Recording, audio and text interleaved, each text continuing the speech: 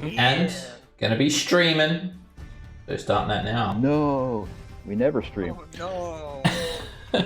Okay, let's continue where we left off last week. You guys arrived at the fishing village of Saltmarsh after a many-week journey across the Azure Sea. And you arrived to meet with... wait, whose mic's doing that? Please don't say me. Please don't say I me. think it's Rob's. Is it? Ow, I'll mute myself. Okay. And you guys arrived at town to meet with Eleander, the captain of the guard. He told you that there is a haunted house on the outskirts of the village of Saltmarsh, about 4 miles to the south. He wants you guys to investigate, believing that there is an evil within, very close to civilization, that should be destroyed. Not a single man in his guard are brave enough to travel there himself. You guys also met a grizzled old hunter who told you stories of vampires and other ghastly things that he witnessed a couple of years ago when he went to the haunted house down to the cellar to try and procure a little bit of wine or food for himself. And with that information, you guys decided to leave the three-eyed owl, Elmo, Melanie, and a sick Zilch back in Saltmarsh as the 6 of you traveled to the haunted house. 6 including Fruella. You guys headed into a cellar underneath the house after going through the back entrance, and you found a corpse that was laden with these disgusting little maggots. And you also found a secret entrance into a larger part of the cellar where there were a few bandits waiting for you all in ambush. You guys quickly disposed of them and decided to investigate the house itself before continuing to search the cellar. We ended the session with you guys arriving back into the first floor of the house. It's raining outside. It's a bit windy. And you arrive in a living area that's practically empty. There is a door in the north wall, and through the window you can see a small patio outside. The paving of the patio is cracked and overrun with weeds. And other than a pile of refuse in the southeast corner and a cold, bared hearth in the west wall, the room is empty. There is an open door leading to a hallway to the east.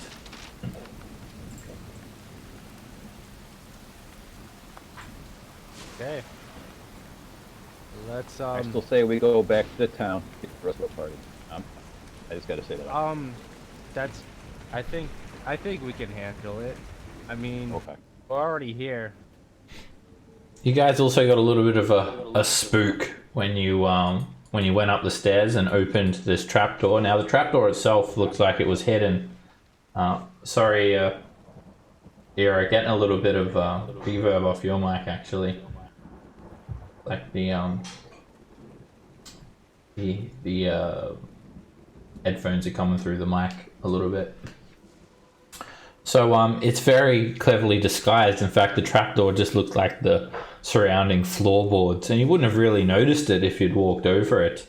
When you did open it, this booming, malevolent voice called out, "Welcome, fools! Welcome to your deaths!" Followed by a booming, fiendish laughter, and it spooked Adol and Moran a little bit. So you guys are a little bit shook. Yeah, I'm a little on edge. Oh, so I do want to go, No. but I think it's I just think a we spell. From the I don't know. monster That we it- killed, that doesn't seem like a spell. or the architect. I'm going with spell. Gotta do like a history check. That would be an Arcana check for a spell. Okay. Well, I would like I'm to- sure whatever it is, I could ask it a question. That's a good idea. I'm gonna be back here while you do that.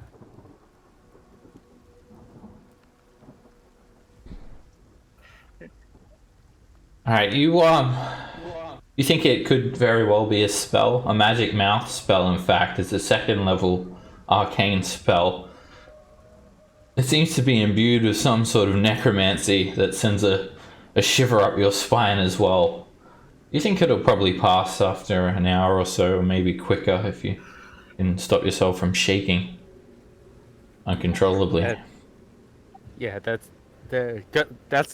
easier than it looks. Yeah, Kiref, I think you might be right. It's a spell, but like I just don't know where it's coming from. No matter, we'll find it. Or we already did. He might be dead already. It seemed to trigger when you approached the trapdoor, and it came from all around you. Can I do an investigation check, or would that be like yeah, or would that be like what's the spell? Magic, detect magic? Are you trying to look for the source of the magic? Yes. So with Magic Mouth, it's a sort of spell that you cast, and then it has a specific trigger, and when that trigger is met, the spell will go off. I think it was probably cast on the trapdoor itself. Oh, okay. But you can do an investigation check to look around the room, though. Okay. Well, he's looking.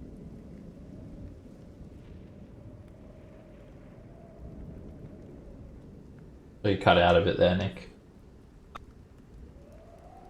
So, as Adol's investigating, I'll yell down the hallway. Alright, come out, fuckhead. We know where you're at. We're gonna come and find you. Shut your damn mouth. Razor starts yelling out to an unknown entity. Meanwhile, Adol, you search the room, and you do notice some tracks. A few sets of human footprints leading straight up to this trapdoor that trails from down this hall. It looks like they're headed towards the trapdoor, though. And you can see through the dust these outlines of boot prints. Well, from what I can find, you said this way, or Yeah, that's where they come from. oh, yeah, I think they went that way. Brazier and Kier, if you go first.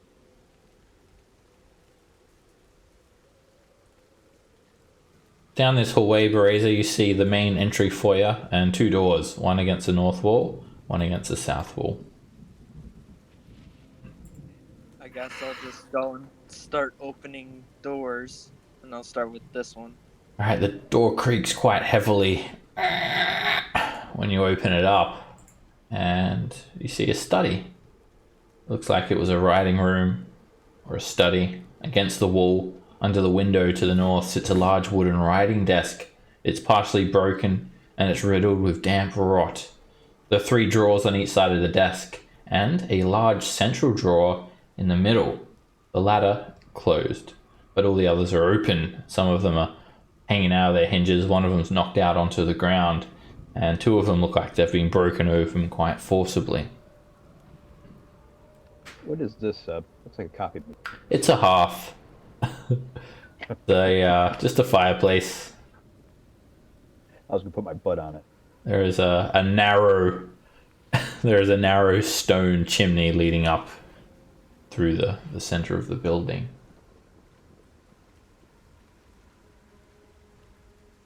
Ooh. I'm gonna go over to that hearth, look up the chimney. All right, you take a look up, and it's pitch black. It looks like it's heavily caked with soot, silt, and you see darkness above. You're not even sure if it's like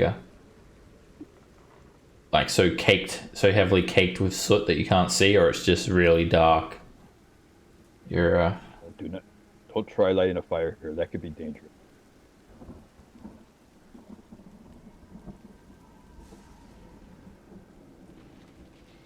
And cobwebs in the corners of the room as well, and a few spiders dancing about.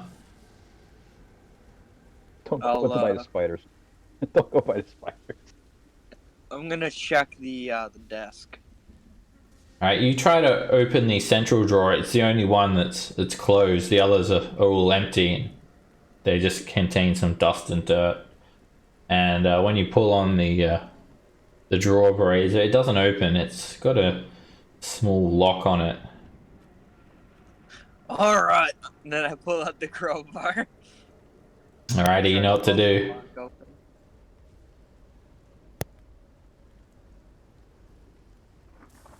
Alright, the old metal from the lock bends with ease, and you sort of chip the wood of the desk a little bit and crack it straight open. Inside, you smell the musty old smell of parchment, and it has heaps of documents in it. From what you can tell, they're receipts. They show evidence of the purchase of various chemicals and other pieces of laboratory equipment. Some of them dated back 20 or so years ago. And the papers are very old and dusty and faded and stained.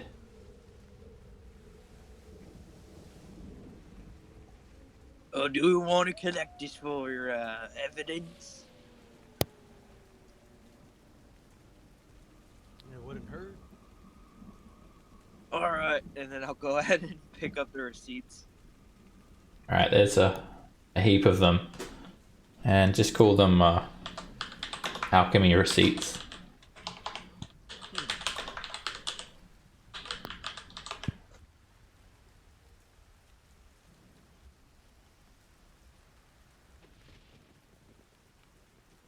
At this stage, Laurent and Adol, you guys are still shaking and you're making ability checks with disadvantage.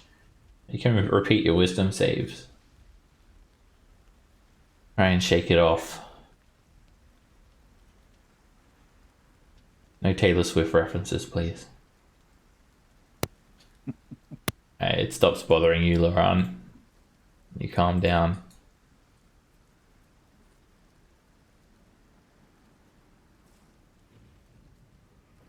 You're still a bit shook there, Adol. Why is it that I'm always scared in this place? Am I gonna have to slap it out of you? Please don't. I'll do it. No! Are you the source? Are you? Well, I'm known to be big, green, and scary. I got my eye on you. I don't want no funny biz. Kirith moves forward and cranks this door open. The room looks like it was once a library. There are bookshelves around the walls, but most of the shelves are broken, and in many places they've actually come away from the wall. The few shelves that are still intact are empty, and there are piles of books laying all over the floor.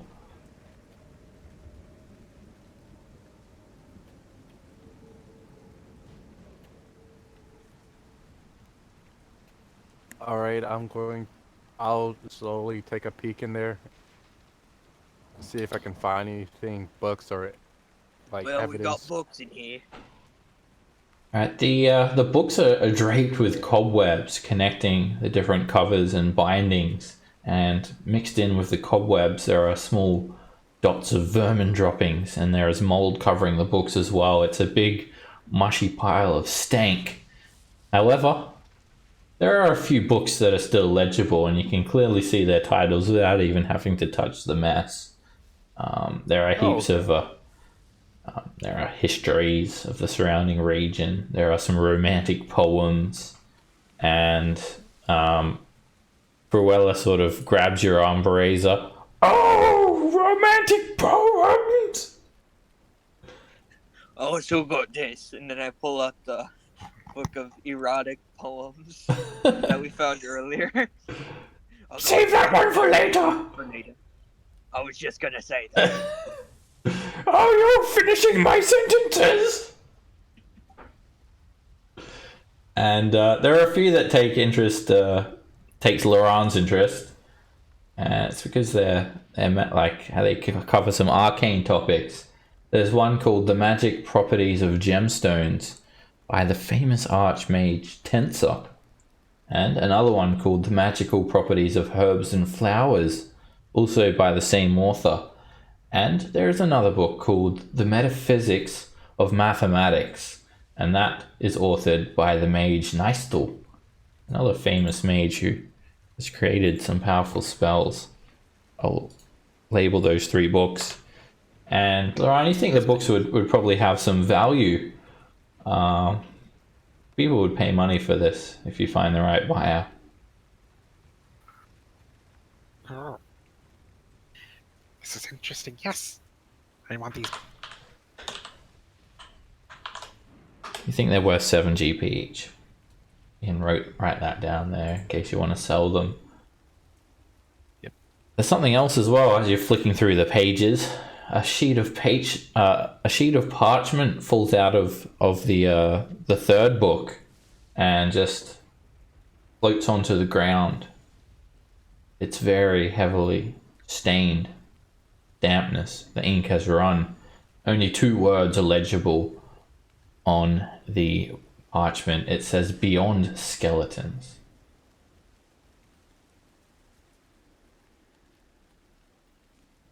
Beyond skeleton. Yeah. I wonder what this means.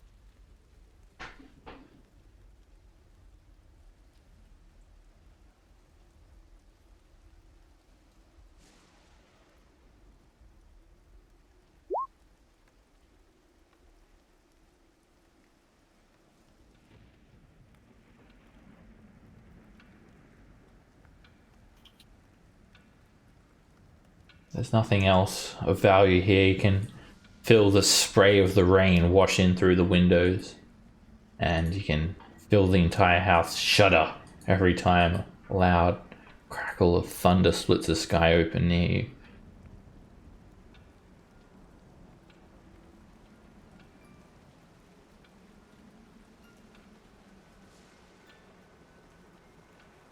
And that's all that's in this room? From Yeah. what we can see? Yep, just a big pile of books. I checked Skeleton. for any like secret doors or anything. You can make- This is a man. Yeah, you wouldn't think there's any secret doors at all because this way leads outside, this way leads into the room, and this way leads. You can check the floor though, I guess. But even then, you think it would just lead into the cellar. Oh, okay. So investigation. Yeah, you could do an investigation check to investigate the floorboards. The other trapdoor was very cleverly hidden. You don't see anything though. Nothing of note here at all. Just an old abandoned library. It's been raided a long time ago. All right, let's What if he keep him. beyond skeletons? Referencing that necromancer that we fought downstairs. That magical skeleton.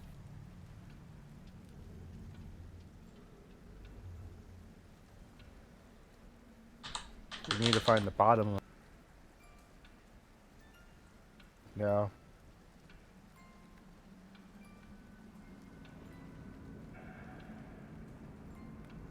Love the beard. Yeah, you think this was the alchemist's library, and it looks like bandits have come through and raided this place and just taken practically anything of value, and it's just fallen into depravity. All right. All right. Well, Karif, lead the way.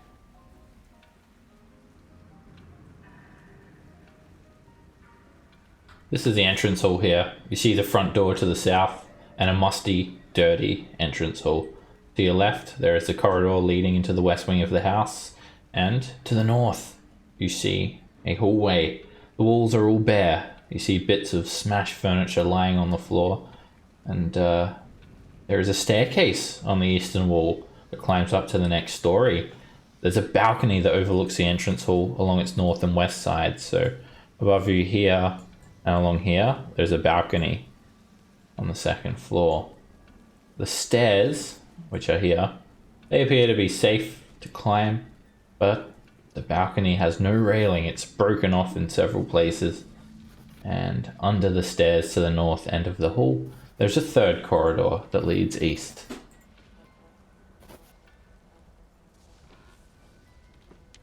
I'll go down to North one. You immediately recognize this area. It leads to the kitchen and the cellar. There are, however, 2 doors on either side of the hallway here.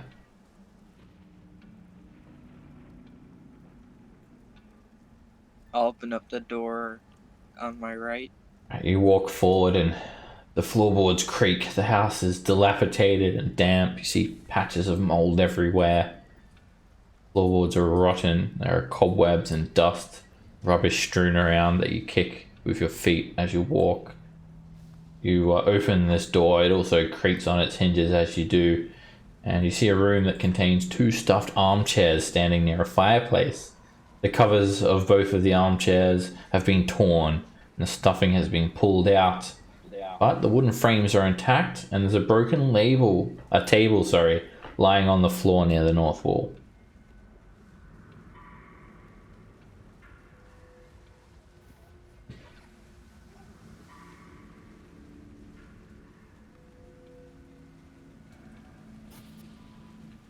The chairs, if I examine them, can I see what maybe did the damage?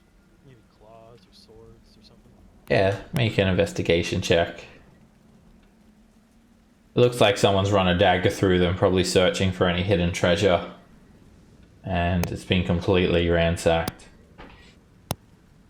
My guess bandits did this. But I'm still gonna search through it, see if they missed anything. You do give it a good search, and there's nothing, just mold and some animal droppings.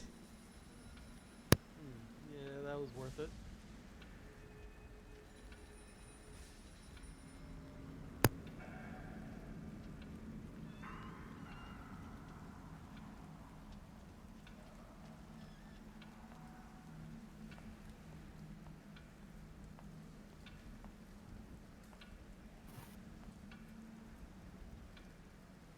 So, what's in the other room, Kira?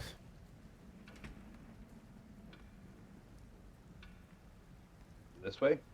Which way do you want me to go? Oh, I thought we were going forward. Or You guys did. did we? Oh, okay, never mind. Then let's search over here. I'll do it. I mean, if you want to wait for me, that's fine. I didn't know if we want to go upstairs or down this hallway here. Okay.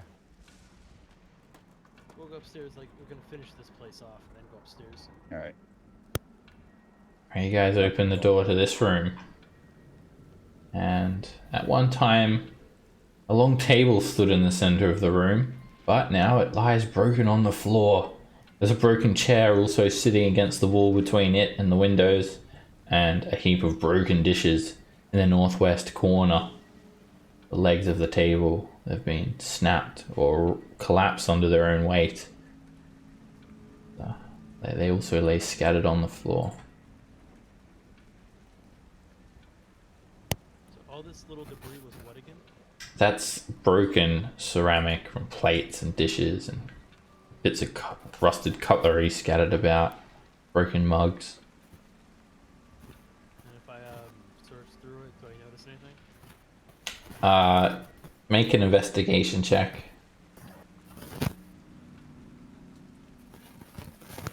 You just sort of shift it around, and there are lots of sharp pieces, so you try to avoid cutting your hand, and it's just junk. There's a few like larger pieces of sharp looking ceramic. You check underneath it, and just everything is covered in dust and cobwebs. Hey, Nothing guys, of note.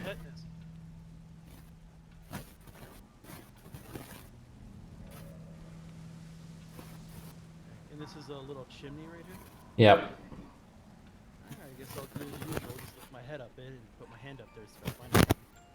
Sorry, Drean, your mic's making some fuzzy noise.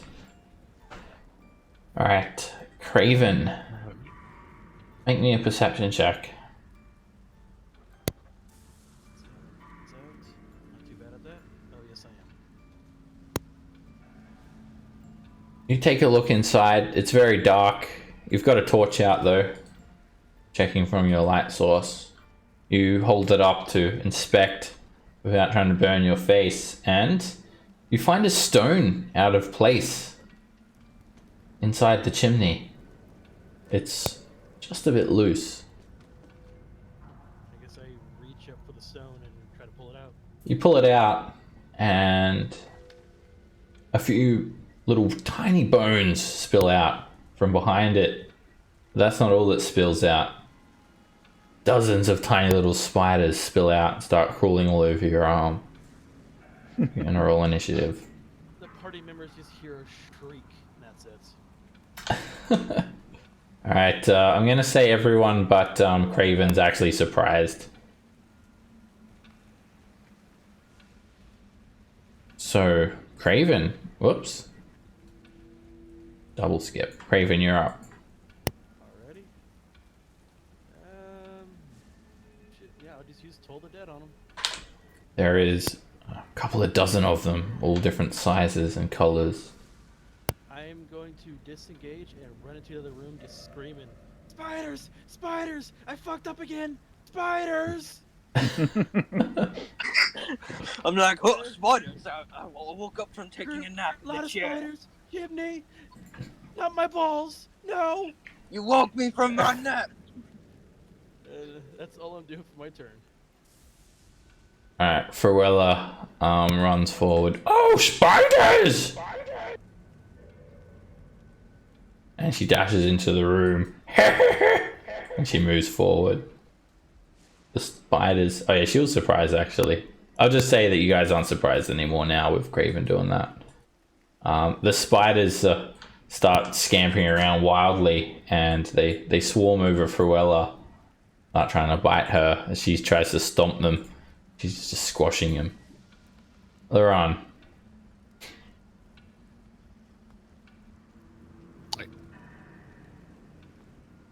Over here.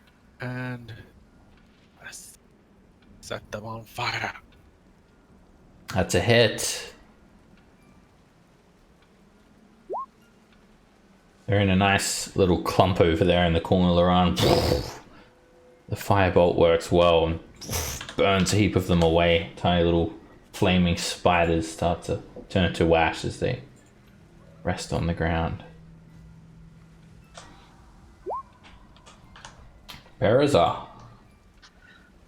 Alright, so I'm just like, I'll wake up from the little nap that I was in. I was sleeping on the chair here. Then I'll go ahead and run in here.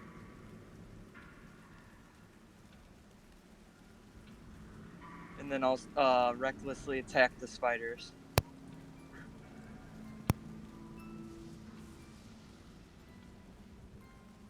An 11 misses. You start swinging through them, but you don't hit anything.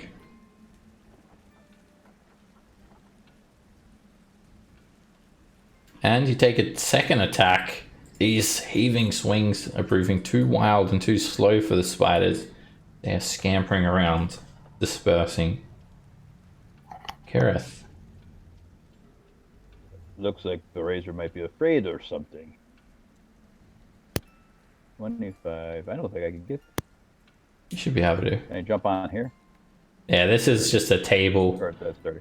It's like flush with the ground. You can just step on it. Cracks a little bit. I'll go ahead and make my attack.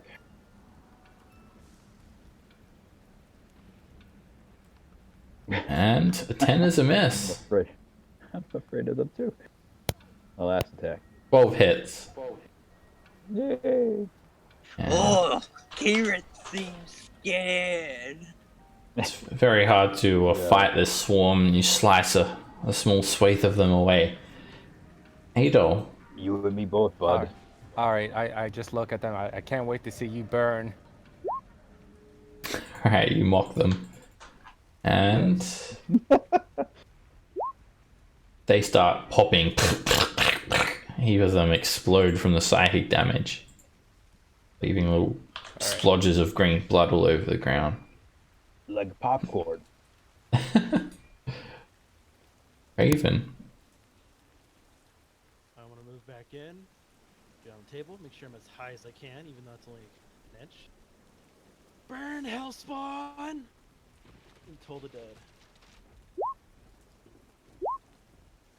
You cause this dolorous bell to sound, and this black splodge appears under the spiders, and suddenly they all start to shrivel up and squelch into this writhing little pile of ooze. Every one of them are dead. Not today, you little peasant.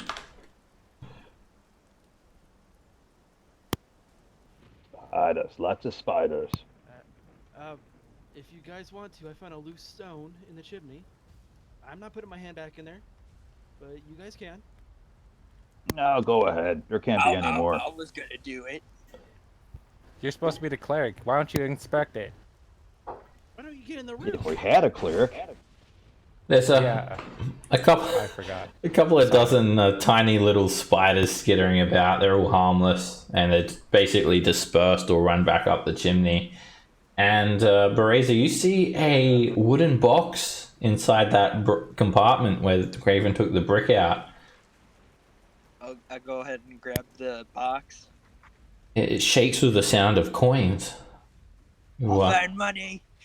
It's not locked or anything, and it just has a small hinge that's rusted. You open it up, it doesn't open very smoothly, but you find inside a grand hoard of 30 copper pieces. Whoa, we're rich. Yeah, we're rich. 30 copper pieces in a chimney.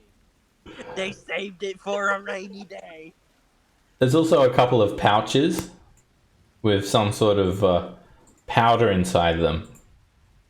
Oh, Ooh, I stand corrected. isn't that Colombian pow pow? It's not that sort of powder. We don't want bears around that already. No. Oh no, you'll never get out of rage. If I examine the powder, would I be able to identify what it is? Oh, your Toll of the Dead should do 2d12 as well. You've got it on 1d12 there. Oh, Yeah. I wonder why my stuff didn't level up. Yeah, I was thinking. I don't think it automatically adjusts. But No, I'll do all the adjustments right now. yeah, you still rolled good anyway. So you can make an Arcana check. They seem to be some strange powders. Could be used for some sort of components. I want to go ahead and make one just for the hell of it. From what you can tell, okay.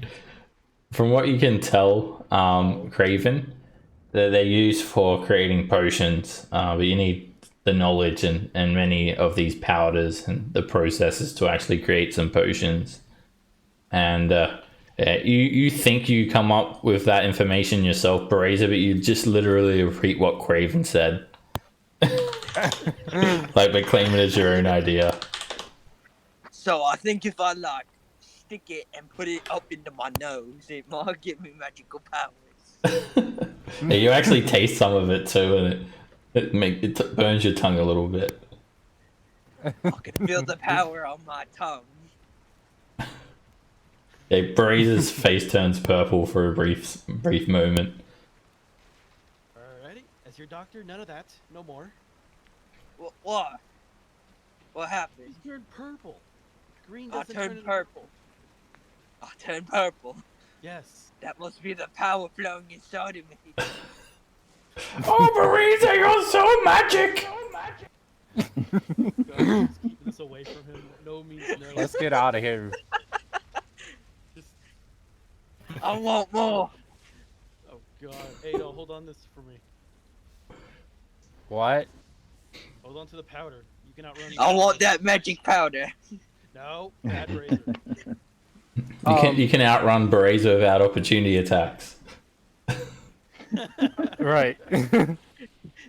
Fucking bet my movement speed's also 40. And at this stage, Adol, give me another wisdom save for your Okay. mild fear.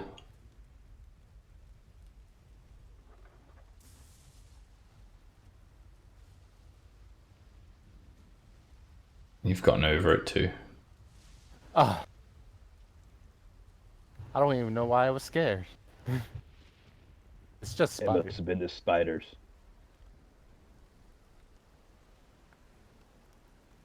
Right, so this room leads to the kitchen, scullery. Oh. There is a staircase leading up to the second floor here as well.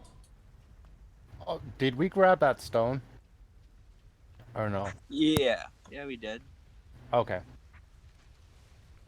Do we want to go upstairs or continue exploring the same floor here? Let's explore the floor and then There's move one up. more corridor we have left. Okay. There's nothing in the kitchen, or did we check this? You've checked it already. There was some Oh, there are a few giant centipedes, and Brazier like killed all 4 of them with one hit. all right.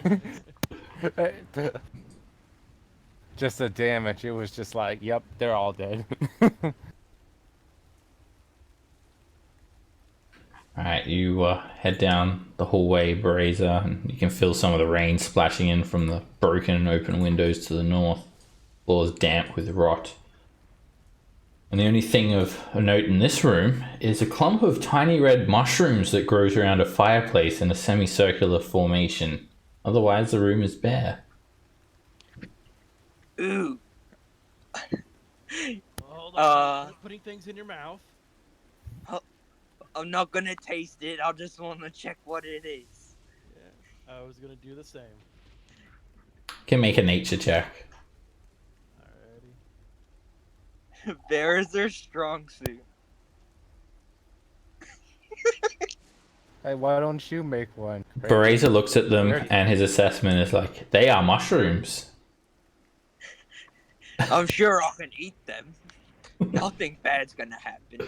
And yeah, Craven, you think they're harmless mushrooms. Like you wouldn't eat them, but they're not like poisonous or anything either.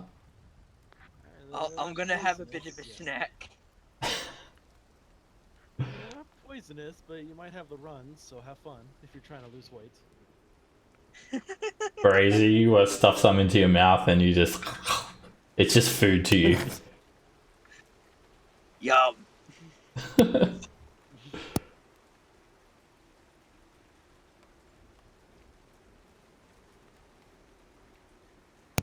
Anyone want to check the chimney? Ado, why don't you step right I'll up? check buddy? the chimney. I can check the chimney. What did... Anyone who wants to check it can make an investigation check. Oh, I am Oh, not okay. going near another chimney. Oh boy. Alright, Laron, you look it over and it's full of soot. But Berizar, you notice a loose stone in this one as well. It's about 3 feet above the top of the fireplace. It's not actually in the fireplace, so as Laron's sticking his head in to investigate inside, you notice this one on top. A loose stone. I go and pull it. You pull the stone out, and no spiders this time. Just a small leather pouch, and it feels like there's a couple of rocks inside. You open it up, it's closed by a rotting old string, and inside there are 2 cut and polished pieces of blue quartz. Slightly rare for quartz. Quartz is not generally valuable. These ones are because of the way they've been cut and polished. 10 GP each. I found more Okay. shiny pieces. Okay. Put it in the bag of holy. Alright.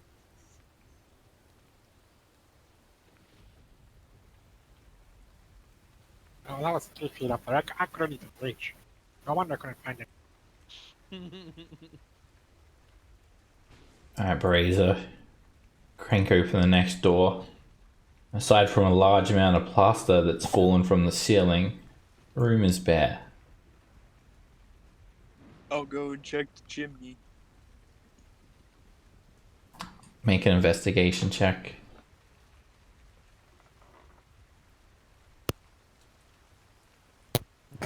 You don't find anything. Craven. You need to make me a dexterity save. When you step there, the floor is very, very soft. And just before you fall into the floor, you jump out of the way. And there is a foot-sized hole in the floor now. Your foot goes straight through the soggy floorboards. Alrighty. place is a death trap. Can I make a perception check on where Maybe not? this time it's up. When Craven sort of stands there, it becomes quite obvious to you guys where the rot is. You can sort of see it on the map there. There's heaps of mold and this darker okay. area. Okay. It's up to see maybe there's something here at gnome level. You don't see anything. It's no hidden stones here. Time for upstairs. Well, Bearzer, 1 second before you leave. Yeah. These are bandits, and they're very hidey. You want to try ripping up the floor to see if anything's under there? Yeah. And then I'll start like ripping up the floorboards. Alright, you rip them up with ease, and there's a small room down here. It's completely filled with dirty, muddy water, and it just looks like it could lead to like a bore water hole or something with a well. Crab. PTSD. Oh, Curious, boy. I mean, is this going, crab man, I'm out of here. I'm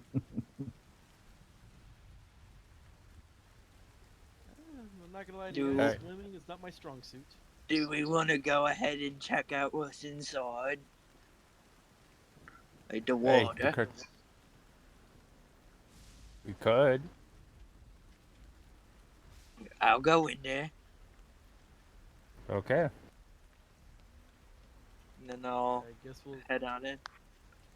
Alright, you climb down Bereza, and it's a 10-foot drop, but you can like climb down using the sturdiest part of the floorboards, so someone can lower you on a rope.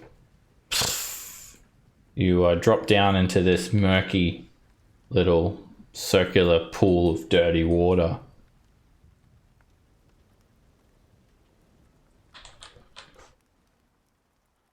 And Alright. I will, there's something down here. Something moves and comes in at you very, very quickly. These tentacles start to Uh-oh. push up through the water. The water itself is quite shallow. Well, Every it's up to your waist. And this creature, it looks horrifying.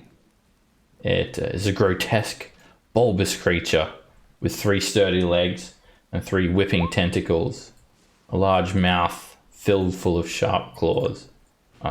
Teeth. And at the end of these tentacles there are sharp spikes and eyeballs. And we'll roll initiative. Yeah, I know you. Hey! I go ahead and I yell up if I can. Yeah, everyone's sort of There's looking a big down. tentacle man down here. So also I just move you at all because I just got to make this hole a bit bigger. okay. Yeah, I was trying to follow before you said something. Before the like encounter started. Well, I didn't say anything. I just kind of character. I thought. Yeah. Um, You this would have popped up the second Bereza dropped into the water, like popped up to try and like ambush him, because it's very noisy and splashes a lot. There was a couple of bubbles and it bursts out of this dirty water. I know you guys are surprised. And Every campaign, I get the creature with the tentacles at me. It's You're just up a first, running Adol. gag at this point. okay. I guess I'll go down there then. all right, so it's a 10-foot drop, and if you want to climb down safely, you need to make an athletics check. Okay. Any chance I can make an acrobatics or? Yeah, you could do acrobatics. We're going down as well. Backflip down into the water. Yeah, you can like sort of vault yourself down there a bit. All right, you jump down at all with ease, and I'll just move you over. You jump down and you land right next to the creature. Well, what did you do Over now, here. Brazier? I don't know. I just wanted to go for a swim. This is the bad place to take a swim. That cost you 20 feet of that was- movement to get down there at all. Okay. All right, that's fine. And I still have my action. Yeah. Okay, I'm gonna take some swipes at this guy. And is it difficult? You said difficult terrain? Yeah, because you're up to your waist in water, moving around here will be difficult terrain. Okay. First hit. The water is cold, damp, and smelly. Goes up to your waist. Your boots become soaked, soaking wet, and you stab at the creature. 20 hits.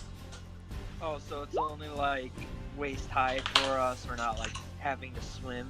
Yeah, probably. Yeah, you don't have to swim. Just you'll be moving slowly, just trudging through like the water.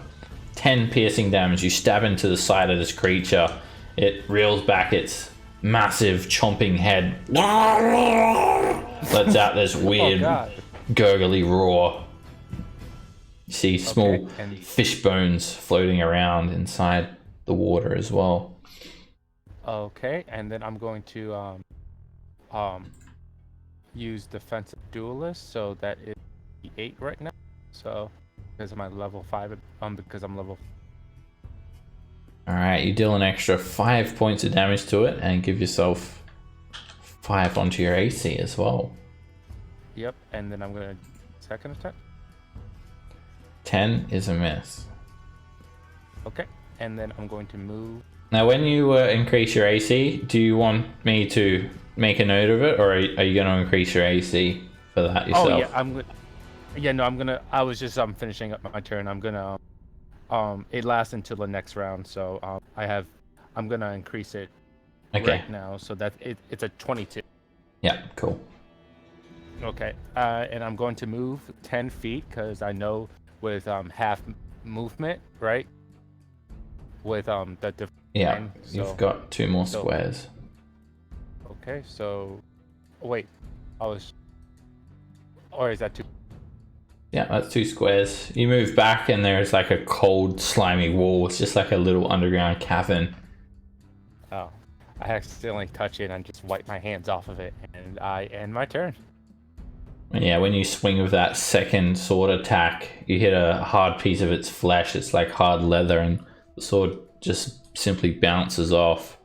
All right, Fruella, she sort of comes in. Oh wait, 10, 20. All right, she's gonna have to dash. She will try to take care to climb down. Oh, I'm coming! And she easily climbs down, splashes down there into the water next to you, Bereza. The Otiu makes this roaring sound again, and its spiked tentacles start flailing about. It stomps around in the water and makes 1 tentacle attack on Fruella, who's just come down. And that hits. It like stabs into her and causes her to be grappled. And then the tentacle quickly also wraps around her arms and binds her, causing her to become restrained. She takes 14 points of damage. And the Otiu reaches with its other tentacle at Adol, who has attacked it. The tentacle reaches out to grab you. And a 19 is a miss as you defensively dodge the attack. And then with Fruella in its tentacle, it pulls her closer and tries to like pick her up and put her in its mouth. Fruella struggles and it bites her foot first with a 24. He's hit for 12 piercing damage, and this disgusting ooze is coming out of Otiu's mouth, and she has to make a constitution save against disease. Uh-oh. She fails. And she starts to cough. Oh, me no feel good. Otiu ends its turn there.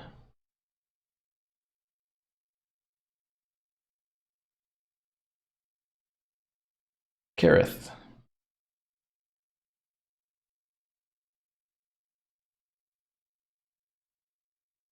I'm wondering what's going on. I'm hearing all these noises, so I walk over to the edge peer down and see if I can climb down or drop down.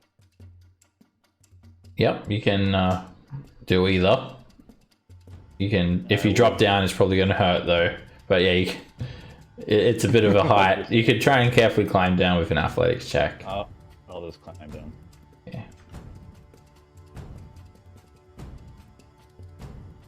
With an 11, you manage to climb down okay. It's not that far a drop. And you drop down next to the Odyou, having used all your movement. Splash into this waist-high water. Can I do an attack or no? Yeah. It was just movement, what you did. I will attack it. 22 hits. You slice into it for 12 points of damage, piercing the Odyou's flesh. And another 22 is a hit. This time you stab it deep for 5 points of damage. The Odyou lurches back and roars in pain. Craven. If I lean over, would I be able to see the creature? Yep, you're directly, almost directly above it. That's what I thought. Totally dead on it.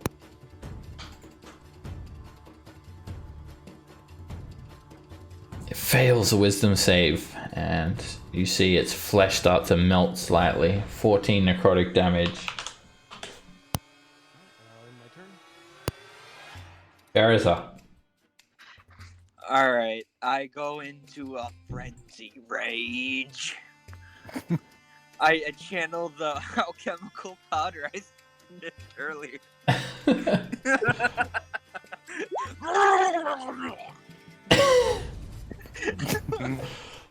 And then I'll recklessly start attacking the creature that just diseased my character's wife. An 18 hits. Slice into this stumpy legged creature. Hitting it for 25 points of damage. You almost lift it up off the ground and the axe cuts deep. Time to make a salmon slice!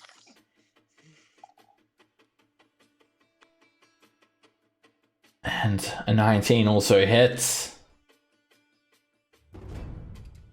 Hacking into it again for another 19 damage. And even with these massive swings and deep cuts, the Odyou is still going. Blood fills the water and it screeches and roars in pain. Laran. Alright, I'm also gonna go to the edge and look down and shoot it with. Alright, it's a little bit harder to make an attack roll. It's got half cover and you shoot down, but the firebolt simply hits the water and disperses. 10 misses. At all. Okay. Move 10 feet closer to it and take a swipe.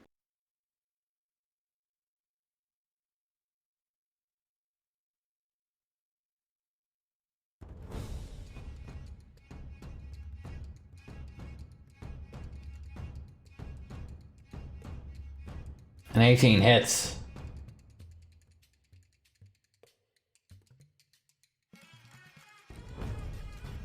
For 8 piercing damage, you drive the short sword into its side. Hilt deep for 8 piercing damage. Okay. Blade is quite small in comparison to the size of this beast. Yep, I'm gonna do another offensive duelist. My AC is still 22, so I don't really have to change anything. You pull the blade out and do another quick slash as you move into a defensive position, hitting it for another 5. And last attack. An 18 hits. And you stab it again in the side for another 6 damage. The Odyou starts to lose momentum, begins to sink slightly into the ground.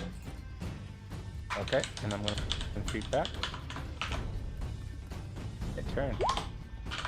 Alright, Pharrella roars. And she tries to swing at the tentacle with Chopper. And 1 second. Okay. Disadvantage.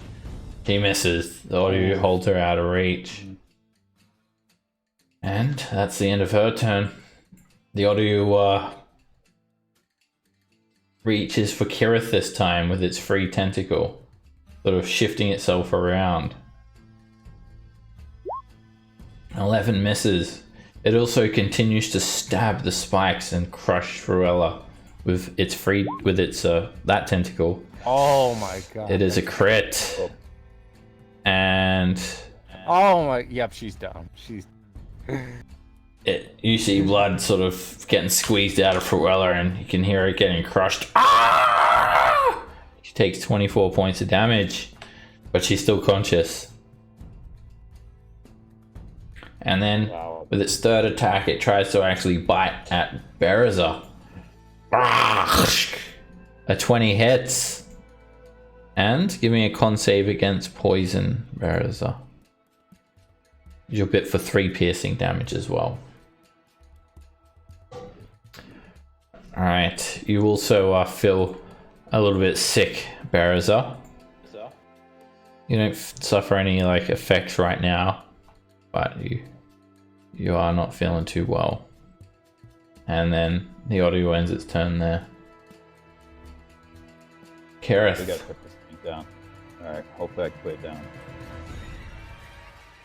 15 hits. And you drive the longsword straight through its head. The audio just falls straight over, collapses into the water. Fruella also drops from its grip. Don't ruin the boss Vegas, mate. And then I just keep slashing at it still. You slash into the water and hack it into pieces. So I could lay hands, Sub, to cure poison or disease on each. Yeah. So I'd like to do that. Alright, Kareth, you go over and put your hands, one on Fruella's shoulder and one on Bereza's shoulder, and this green light emanates out, and the wounds that they suffered close up as this disease also is cured. And then it leaves me with 15 left. I'm going to give the 15 to Fruella.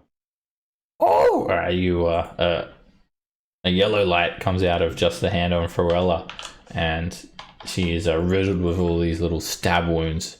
They all heal up, and she starts to feel a lot better. Oh, thank you! My pleasure, my lady.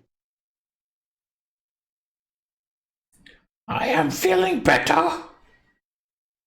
It was stabby. All right. And then voting Stabby, I was going slashy. Is there anything like down here or monster? You can make an investigation check. It's just waist deep water. There's nothing else that you can see. And I have at all, disadvantage on all abilities. Nope. oh yeah, you've got 1 level of exhaustion there, Bereza. Yeah, at all, you start like kicking around in the water, trying to see if there's anything down here, and you don't come up with anything.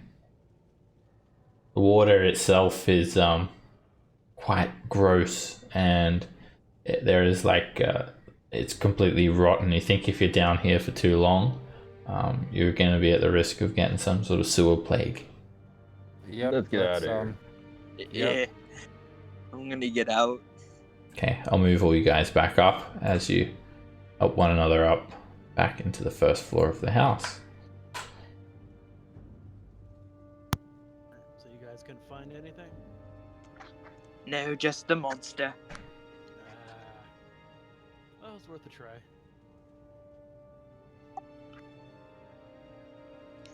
I'm a bit tired. You'll be fine. Yeah, you're not getting Let's any keep more it. powder. That's what you're getting at. What the powder? Alright, you guys hear something from above you. It sounds like someone kicking on the roof and a muffled voice. Help me! Help! Yeah, we I dash right up. immediately head upstairs.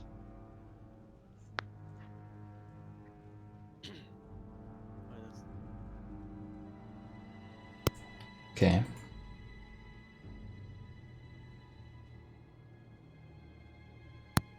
I'll just grab everyone's tokens. Okay. Move everyone up. Oh, Alright, no, Laurent no. goes up the entry foyer stairs. Bereza goes the long way up those stairs, as does Craven. And Fruella follows Bereza. Alright, can you move me upstairs? Alright, you go up with Laurent. And Kirith? I will. Ooh.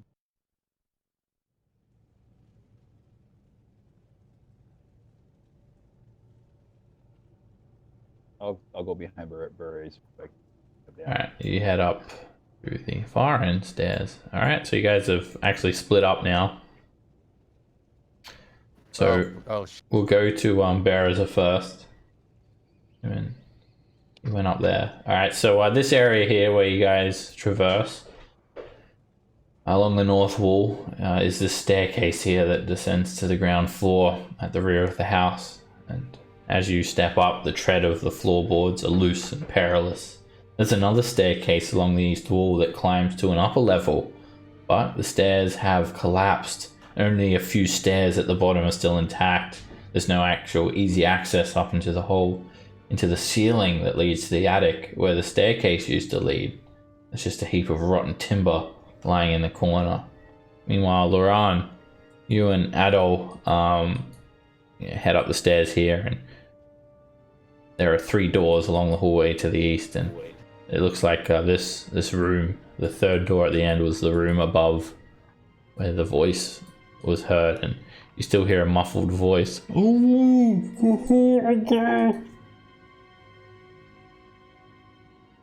think Do we I should try hear to... the muffled voice? No, not from where you guys are. Yeah, let's go. Why did they go? I think they went the not long way because they followed Berets. Yeah. If I do an intelligence I'm not- roll, I probably still make the same choice.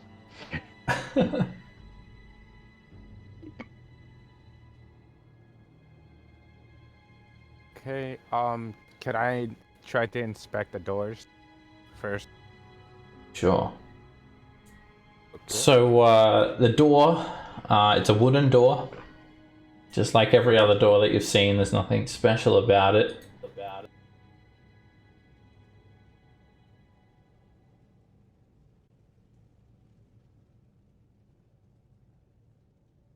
I want to try listening into this door.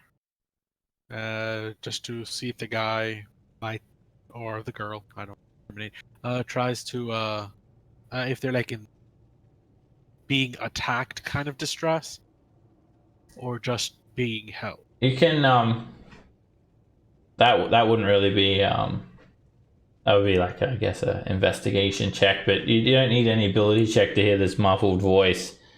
It's calling out, "Hey, someone help me,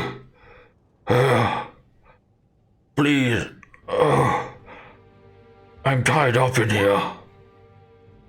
And yeah, in fact, I don't even think you need an ability check. It just sounds like someone. There's no like panic in the voice. There's no like sound of like crashing or knocking. It was just someone like tapping on the floor and then calling out for help. I'll whisper to Adol. He doesn't seem to be in immediate distress. We can wait for the others to get here. Be on the lookout, though. Okay, well, with my perception check, did I see any traps or no? You're inspecting this door? Yes. No. You look out for some sort of poison needles hidden in the walls, or maybe a tripwire or a glyph, and nothing like that. Okay. Taking them. Alright, Bereza, you guys are hearing Laurent and Adol talking from just around the corner here. Oh, there they are. I was wondering where they were at. There we go. Let's go. Maybe you Seeing do need to them go all to over. bed. Alright, Bereza, make a dexterity save. Where was I at? Like right there when you wanted me to About do that? there, yeah. All right.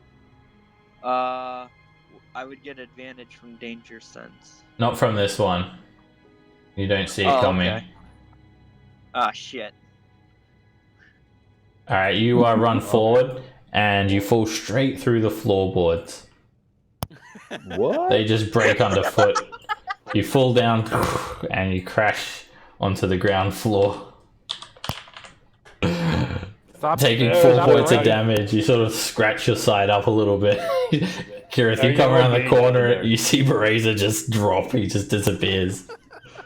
Razor, Ow. are you okay? Seriously, Brazer? I'm Stop fine. breaking stuff. I'm just fat. We know that. But stop breaking stuff. Gorilla jumps down after you. I'm coming! It's another one of those monsters! And she sort of just jumps down, like draws Chopper and starts looking around. Where are we? Where are we? It Oh, was the floor. There's no monsters. the floor! And she starts attacking the broken floorboards. Bad floor! Bad floor! He helps you up. Alright. Let's head back up the stairs. There is a 7-foot long gap in the balcony now, but anyone can just jump over it easily enough. No, I was like, I imagined myself running around the corner and then you just hear Mercer go, oh!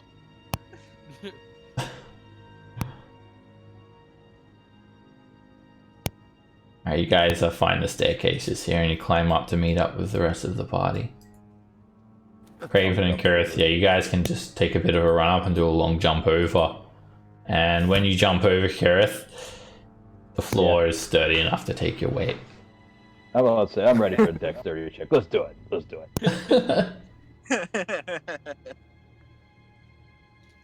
Alright, the door to this room is locked. However, Adol, as you're looking around for any signs of traps, you notice something hanging in the window here.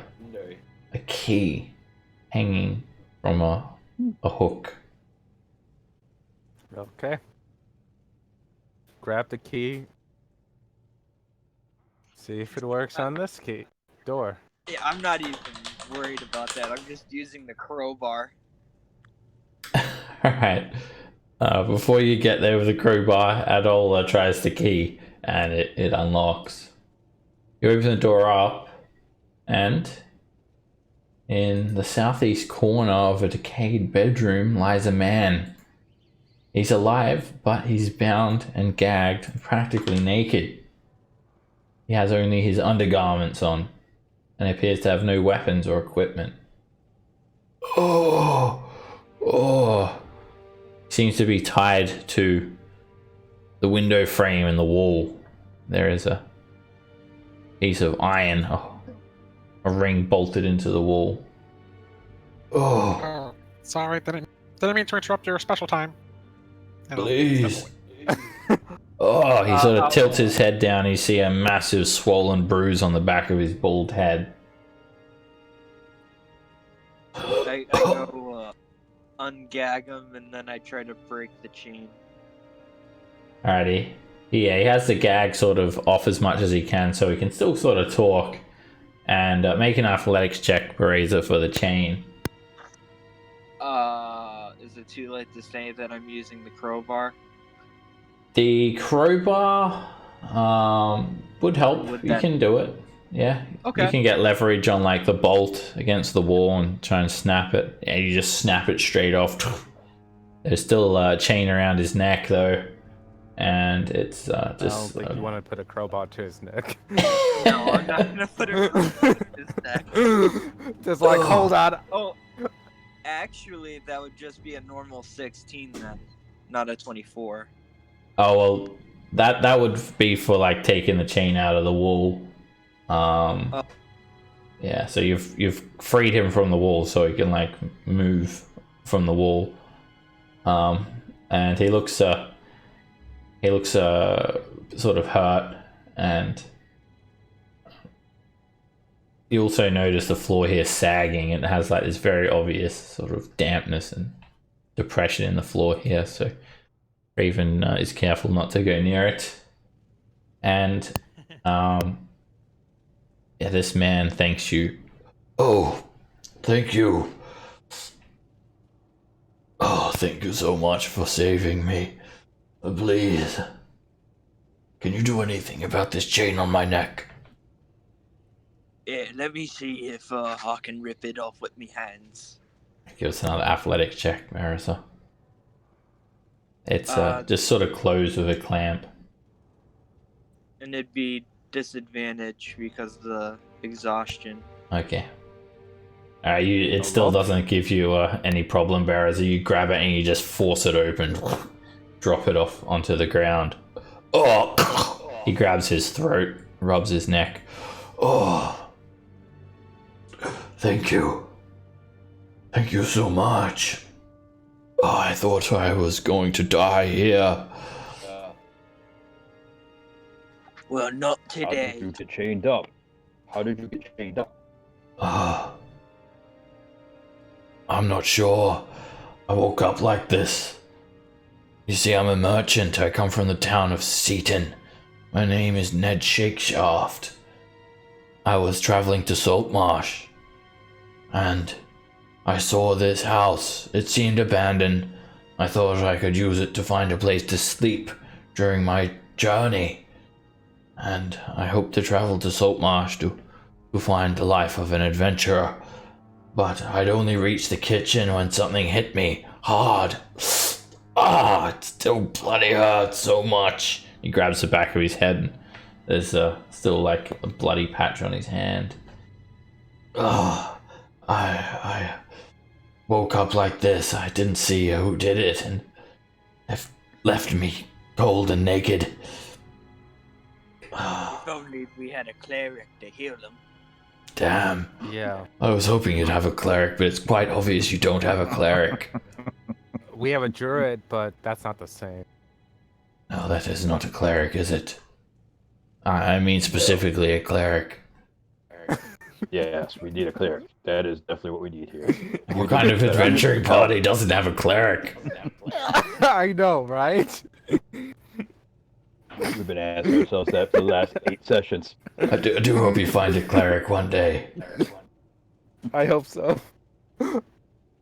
But anyway. Are you a cleric? Can I do it? Can I do an insight in his story about what happened to him and whatnot? Sure. Okay. I'm definitely more of a cleric than any of you are, and I'm not a cleric at all. Dang.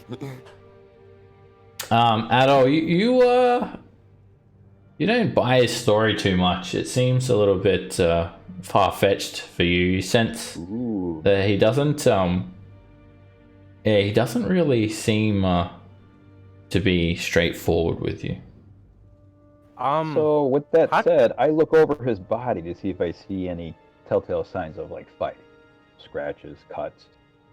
Yeah, the massive wound on the back of his head. Yeah, but nothing else. Get... He wasn't like cut or scratched or bruised anywhere else. How did you get up here? Like, even come by the mansion? Because a lot of commoners and other people were always scared of this place. But why aren't you? This is slightly out of the way of a trip. First of all, Kirith, you don't see any like other scratches on his body, but he never said he was like in a fight. He just got hit like from behind, knocked unconscious immediately. And he looks at you, Adol, when you question him. I'll just move you into the room as well, Adol, so you can talk to him. As he sort of gets to his feet. Oh. All right. I shouldn't have lied to you. I'm no merchant. And I didn't come in here to look for shelter. I was hoping to plunder whatever remnants of treasure may be in this place. But I'm not breaking any laws. This place is abandoned. Doesn't lie within Seaton or Saltmarsh. But what is this you say of it being haunted? Yeah, when we first got here, well, we ran into an alchemist. We took care of him, but like I still get chills down my spine being in this place, and I was just wondering why you didn't. I told you. I got to the kitchen. I came in through the back door. Okay. I saw the hallway in the kitchen. And that's when something hit me. I don't even remember being attacked. Just darkness.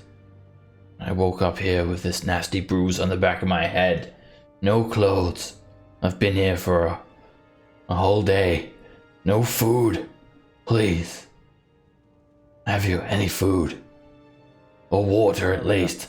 I've been drinking dirty water that's come in from the rain dripping off the windowsill. Not knowing how long I'd be in here. Can I do a medicine check? Like, to see how, like, I know he got knocked, but, like, I want to see if it's, like, a creature of some sort. Yep, you can do a medicine check. Okay. As he's saying that, I'll give him, like, some food and water. Oh, thank you. He laps up the water and stuffs his face for the food. Someone who hasn't eaten for a week. And Adol, you tell him to stay still. He puts his head down and he's been hit with some blunt object quite hard, like a club or something. And yeah, it's pretty bad. Okay. If only we had a cleric to help you. Well, I know the issue. Oh, hi, Craven. No, Whoa, somebody woke up on the bad side of the bed. Okay,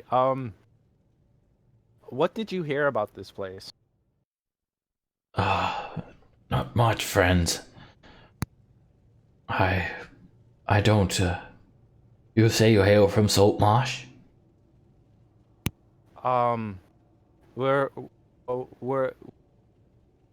We came to investigate the place, because I forgot the guy, the general, the general, asked us to because of his guards being scared. General, I'm lost. I don't know who you're talking about. Basically, yeah, we're here from Saltmarsh, and we decided to take a good look around. A lander. That's Saltmarsh. I'm from Seaton, friend, not from Saltmarsh. I don't know Eleander, nor have I ever been to Saltmarsh. I heard this is a great place for adventurers to start off their adventures, rise to fame. I hope to travel there, and I will admit I hope to get a step ahead by plundering loot from this place. Did you? I've heard about tales of this place, rumors that it was haunted, but it didn't bother me because I've heard there is great treasure hidden within its walls, relics and valuables. Used to belong to an alchemist. They say he had the ability to turn metal into gold. I thought if I could discover that secret, why, I'd be rich. It appears I discovered only an injury and my own death if it were not for you all. Please, this is embarrassing, but I am very cold. And, well, do you have any clothes I can wear? Yeah. I give him some traveling. Oh, thank you. That's very kind. Yeah. We don't want your bits out there, so. Yeah, I'll keep give you my clothes, but they'd probably be a bit too big for you. Great. And he puts on your clothes, and he takes out a bit of cloth from his waistband, a red bandana. He puts that on. Thank you. Yep. Okay. Okay, that's better. Okay. So, sorry, my head hurts like hell. You say you're investigating this place, and you're from Saltmarsh. I would ask you to escort me to Saltmarsh, please. I am worried that whatever attacked me, whoever attacked me, they will come for me. They must have locked me up here for a reason. I will be in danger when they realize I'm missing. Well, Should we send Farella to escort him back? No, we could do it on our way back, I think. yeah. Yeah, but Besides, we did kill a few bandits, and a few creatures. It's possible that that's who did it. I apologize again, friends. I'm no warrior, but this seems like a dangerous place, and I would suggest getting the hell out of here as soon as possible, but should we come across any danger, may I ask you for a weapon to defend myself with? Yeah, I'll have You don't have- spears. yeah, we have We're almost done. We're almost done, and we'll be able to take you back. A You did not spear? have to fight. Yeah, I know we have a lot of weapons, right? Laurent? I give him a spear. Kirith gives you This a is weird good. look, Razor. I don't know if we really need him to fight. A spear? Well, This the is thing- good. I can Well, use this. That I used to be a spear fisher. okay. Well, perfect. We can't just leave the man without any defenses, even if Right. we're almost done. He has us all here. Well, Where have Pretty you... expensive. Oh, you're looking for what again? Sorry? Ghost. No, Ghosts. we're just sent here to investigate the area. You really See if believe there are any ghosts. the tall tales of ghosts? No. yes. Well, something hit you on the head. You Uh, told we me do there this. were bandits. But the bandits, have you disposed of them? Yeah. Ah, we haven't searched the whole place, so we're not sure. But there were 3 in the basement. I believe it must be a small refuge for some vagabonds, some simple highwaymen. They probably didn't want me snooping around here, so they knocked me out while they thought of what to do. Huh. I haven't heard any noises though. Any ghosts I certainly haven't seen, and I spent a full night in here naked and afraid, but I think it's safe to say the place is not haunted, and you've solved your mystery. Well, We have a few doors left to go check out. Once Yeah. we fully investigate it, we'll be fine to leave. we gotta make sure this place, like the guards can go in here without eating. Where have you searched? The basement, We the middle floor, and we just have this top floor left. Then the attic. And the basement, that is where you found the bandits? Yes. yes. And on the middle floor, there is the floor just like this one. And I'll go ahead and point out like that. There was a wet floor. We checked out what was underneath of it, and there was a big monster there, but we killed it. Oh, a monster. Perhaps that is the explanation for the haunting. Maybe people heard some growls of it as they walked by. I'm sure the region is a safer Live place for your deeds. I will accompany you if you wish. Okay. I'm sore, but I can fight if needed. It's your choice to fight, but there are some beds on the lower floors that if you need to rest, you can stay there and then wait for us to escort you. Thank you for your kind offer, friend, but if I'm to be an adventurer, I'm not to get far by simply sleeping. And I feel like I should repay you all. You have my spear arm at your side. It's the most I can do, I'm afraid. I have little to reward you with. You have rewarded me with my dignity. Thank you. Yep. No problem. Alright, let's get going upstairs.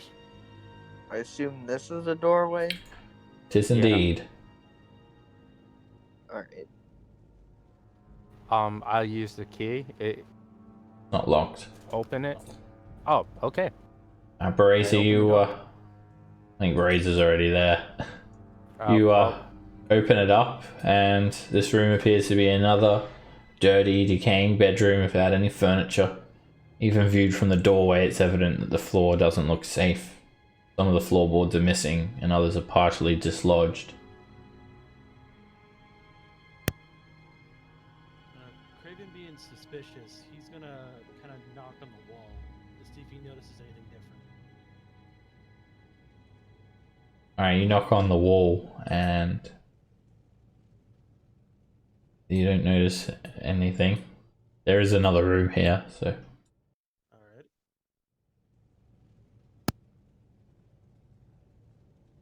And Razor opens up this door. You see another bedroom with no furniture, but there is rubbish scattered everywhere. Webs covering the walls and ceiling. From the doorway you can see a glint of light in the fireplace, reflecting off some of the torchlight from a highly but small reflective object.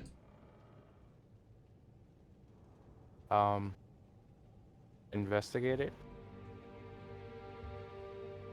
Alright, you take a look at the fireplace, Adol, and make an investigation check.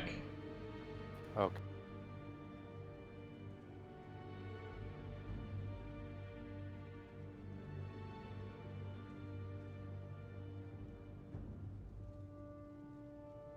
Alright, there's a small round object in the fireplace. It looks like a little trinket of some sort, but as soon as you go near the fireplace, hundreds of little spiders swarm out, covering your arms, Adol. But that's not all. Oh. 100 more drop down from the lintel of the door and drop on Laran, standing in the doorway in the hall. Hundreds of them just crawl out like. If we only had a cleric. Welp. Alright, Ned is up first. Oh. Damn spiders. Gah. I promised to help you. And he attacks them with the spear. He tries to stab at some of them. Damn it, there's too many of them. And he makes a second attack at the spiders. Ah! Oh! And he slashes a couple of them away. Squashing a few, stepping on them. And then he sort of backs away. Gah! And moves over here. Laran. Get him off, get him off, get him off, get him off!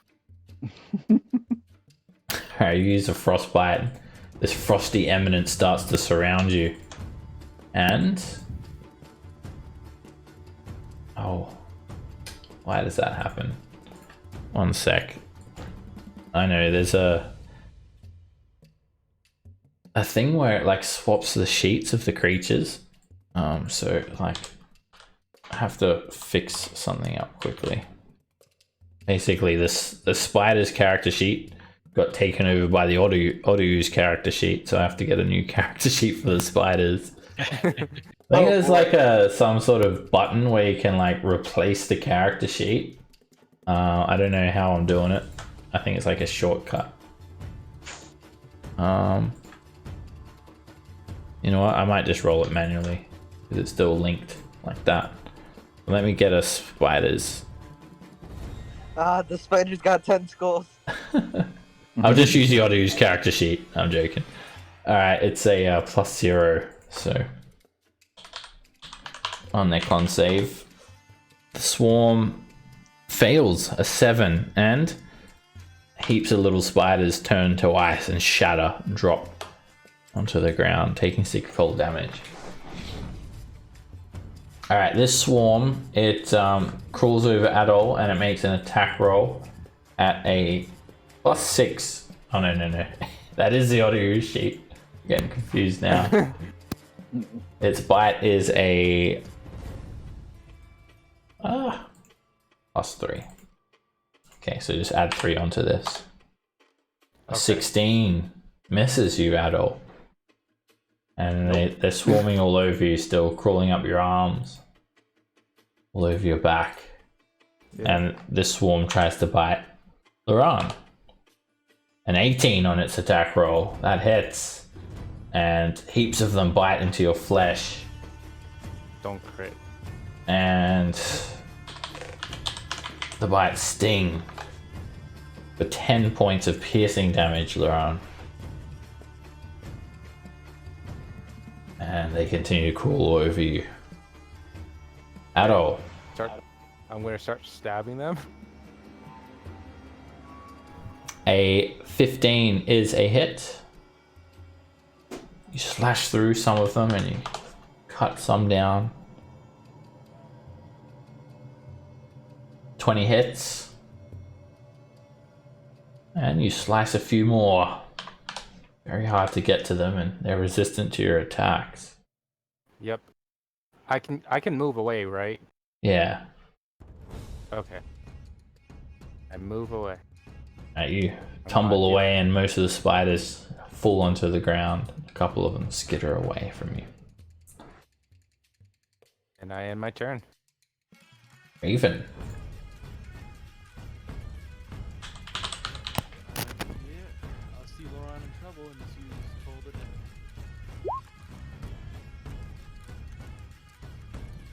Okay, all the dead. Alright, I got that character. Oh no, still don't have it back. Just 1 second. I think I've sort of fixed this now. Possibly. Nope. Okay, still doing it manually. Alright, it's a wisdom save, and there. Bonus is -2.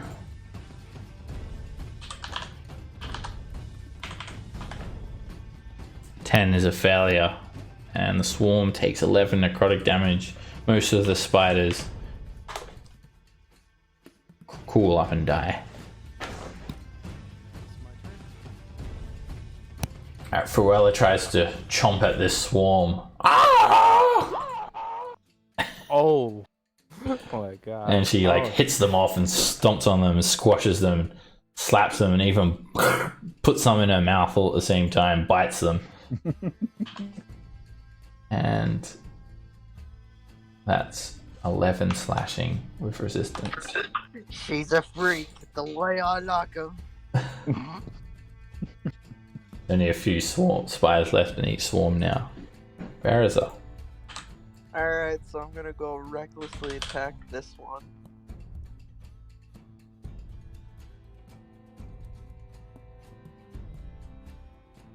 $20 hits.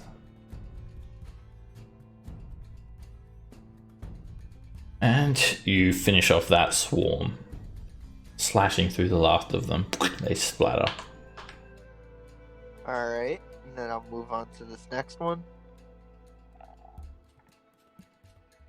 And a 12 is a hit.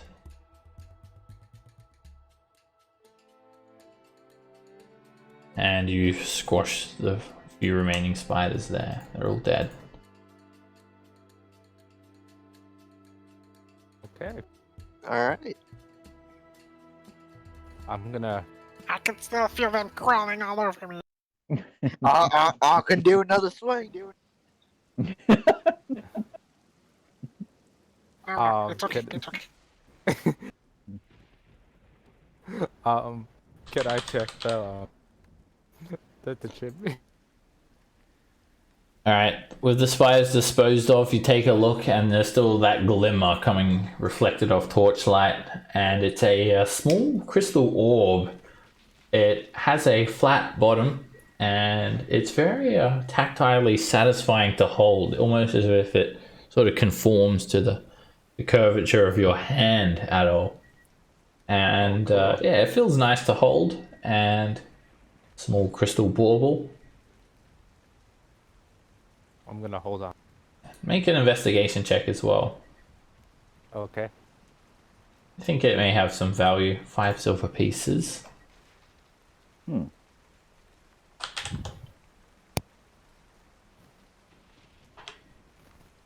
And for the fight, let's check the experience for that. So 33 XP. Adol, you think of this thing might be like a book stand or a book holder, and there could be like a matching one, like a counterweight. Or yeah. Okay. Or it could be used to like, a counterweight to like measure ingredients. Oh.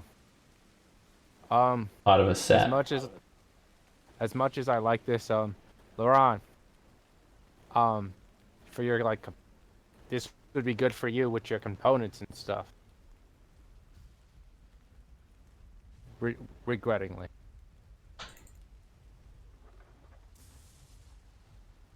Put it away. Huh? I'll put it away. Okay. Correct.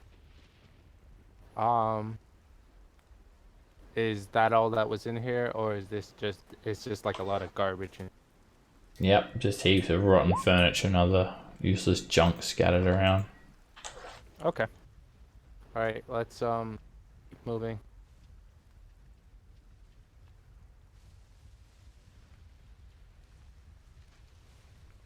And Ned goes to the back. He doesn't lead by any means. You guys move back into the hallway. Alright, Jewett, lead the way. Take charge.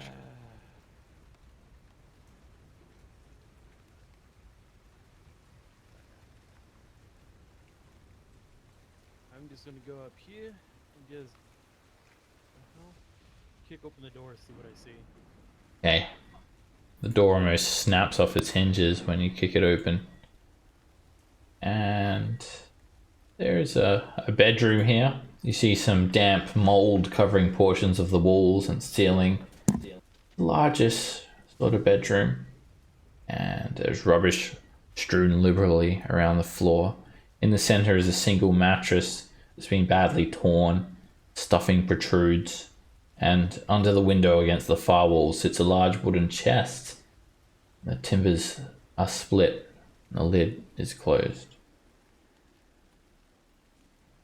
Ooh, I see your chest. Wait, Break it. hold on. There might be. I'm gonna try and see if there might be traps on it. I make a perception check, Baraza.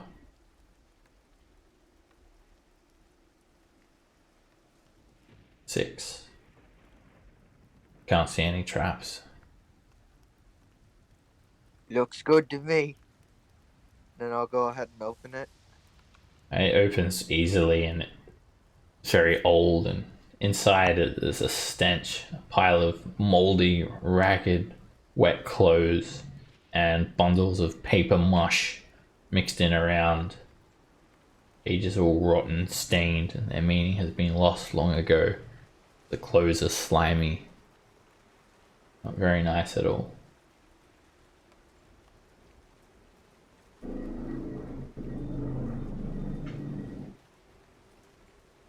Okay. Nothing else in there? That's it. Alright. Check the chimney. Yeah. I'm ready. Make an investigation check. I'm gonna hold out a net, just ready. Like, come on, I'm ready for you, spiders. Right, you check the chimney, and when you do, a swarm of soot falls out. Oh, damn it! There's nothing of note there.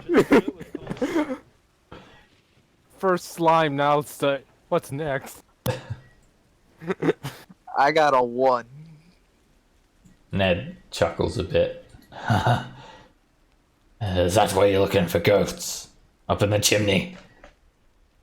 Hey, you never know. Yeah, there might be a soot ghost.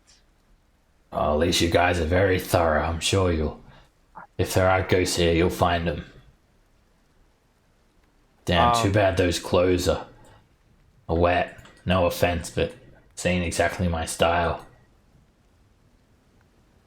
Yeah, it's just something on. I'll check this.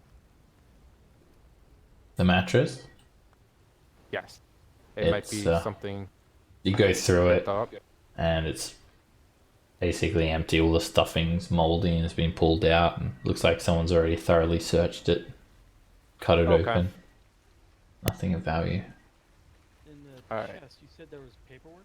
So, Yeah, it's like mush. It's wet, damp. The ink has stained it all, and can't make out any of the writing. Yeah. Just like a mush.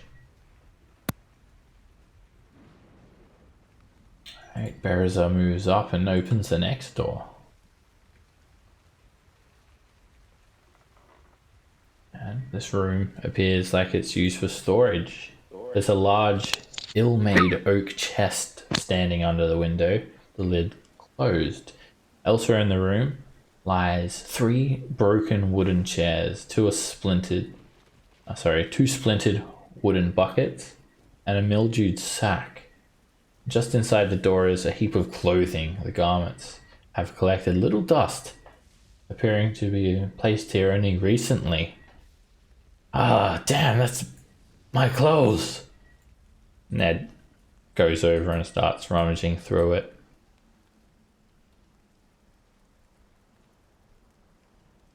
Ah, bastards. Well, at least I got what's mine. And where'd they get some of these styles from? They look probably old. from people. Wait, you said it's gold? Old. Old. Oh, yeah, very old. I'm just gonna relax. All right, and sit down so in the chair that's for a all. minute. That's pretty much it. Closed. Alright, I Craven, wonder- you sit on the chair and it just smashes. It just snaps and you just fall on the ground. Breaks straight away. Figures, damn it! I'm gonna get up and try the same thing on the other one. Ah, wait. Can't you cast mending? Never mind. It's a cleric spell. Claire, I don't have mending. Hell, you don't even know me. Fuck off. He knows. He knows. He knows by looking at you. Alright, Bereza, you open up the chest and it's actually completely empty. Nothing inside. Motherfucker. There is a sack next to it, and you can see some rotted clothing sticking out of it, and a piled mush, and some balls of wool socks. How heavy is the chest usually? Pretty heavy, awkward to carry. Let's see. It weighs usually about, a standard one is 25 pounds.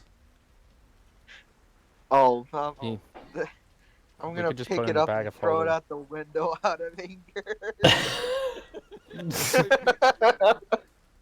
Alright, you throw it like out the window and it just smashes into the garden.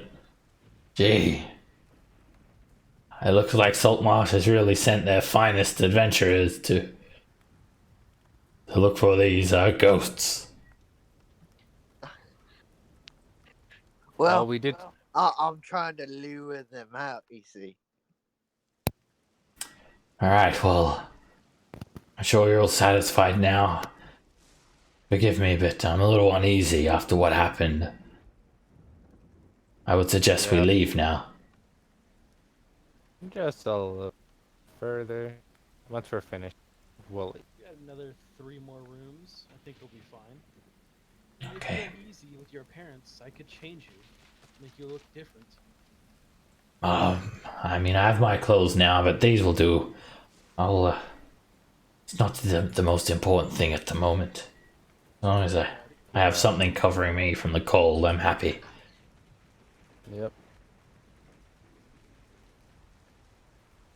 Alright, Berazar, you take a look in this room. And what was once a fine master bedroom now stands decayed. Some of the floorboards are missing, there's rubbish scattered around. There's a tall wooden wardrobe standing against the wall opposite a fireplace. Its door is closed. I'll check it out. You open up the wardrobe and it contains 2 items. On the bottom of the wardrobe is a pair of old cracked leather boots. And hanging there is a single garment, a ragged stained cloak hanging on a peg.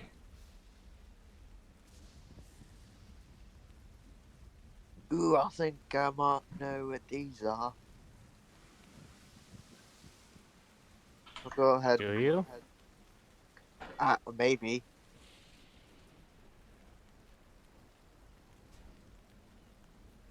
Well, I'll go ahead and pick it up, and we can go ahead and put those 2 things in the bag of holding. When you pick up the cloak, suddenly a cloud of yellow spores spray out, covering yourself and Adol. And it causes you guys to choke and sneeze. Each of you make constitution saves. God damn it! I'm about to lose all my hit points. And these spores, they fill the air, and you each start coughing. And when you inhale the spores, it burns your lungs, and you feel very sick. You both take 15 points of poison damage, and you become poisoned as well. Crap. And you guys fall to your knees, and you start like choking. And God damn it, Brazer! Yeah, you guys are like, it just doesn't stop. That wasn't me! You picked it up! We had a cleric. How was I supposed to know? Craven's taking advantage of the fact that there's no cleric. I need you guys to make another constitution save. Again, you're reeling in pain, and it doesn't stop there. Once this mold is in your lungs, it continues to burn. You know what to say. Alright, that it doesn't do anything further. You guys resist now, and although your lungs burn a little bit, you seem to have resisted any more ill effect from it, and this cloud has all but dispersed now too. Are we still poisoned? You are, for a little bit, for like another 10 or so seconds. Okay. If only we had a cleric. Yeah, only if you did. God. So the robe itself, it looks like quite old, and it's tooled with a design of coiling ivy leaves. But yeah, it needs like cleaning if you wanted it. An old robe. Sorry, a cloak. Stand still, Big Green. I'll use my druid magic on you. All hail nature's spirits. Blah blah blah. Cure women. The nature spirits speak to you, Craven, and the you feel Brazer full of fey energy. I use prestidigitation. I think the maybe rope. because you were talking shit about your nature gods, it didn't heal so No shit, right? much. I was thinking that too.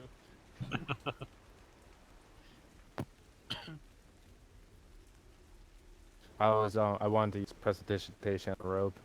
All right, you clean it up, and yeah, it's still it's pretty old and worn, but at least it's clean now.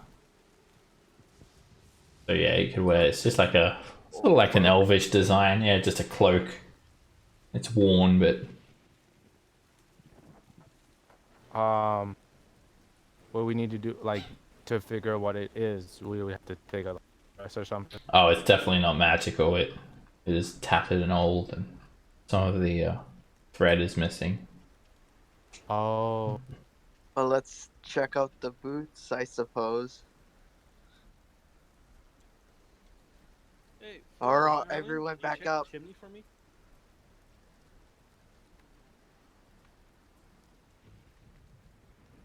What was that? I was saying, yeah, my mic is being garbage. I was trying to get Pharrella to check the chimney. Okay. She just sticks her head straight in, pulls her face out, and it's covered with soot. Just soot.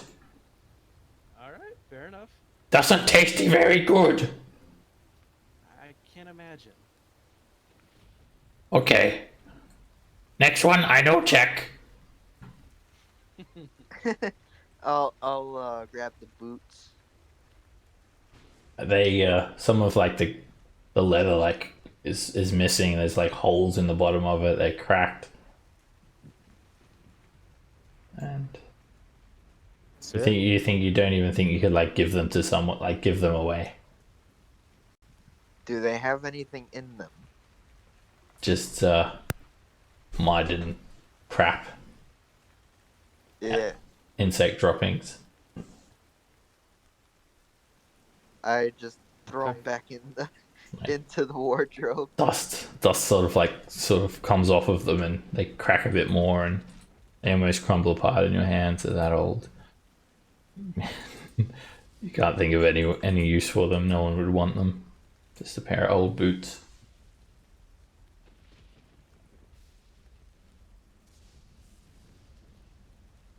Oh, is this the last room? I think so. But then we got the attic. Yeah.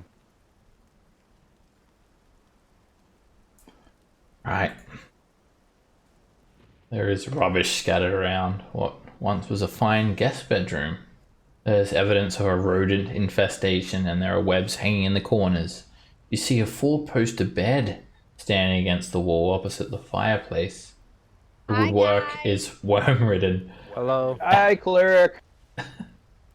There's a mysterious Hello. voice coming from the guest There's bedroom. someone in the bed. Yes. And A hot one too.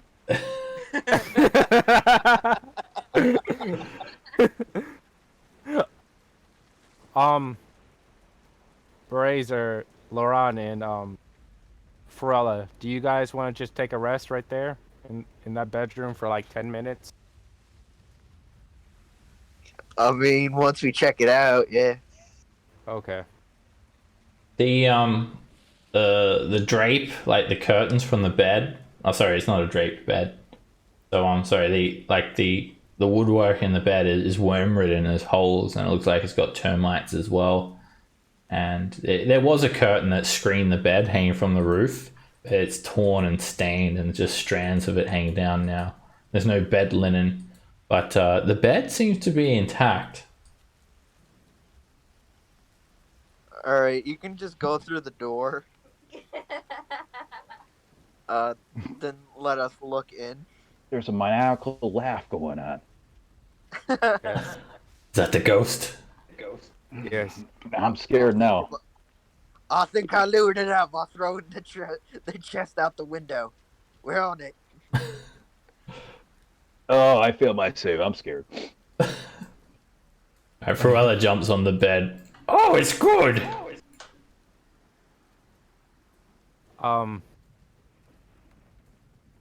Did we check the chimney yet or no? No one's checked the chimney.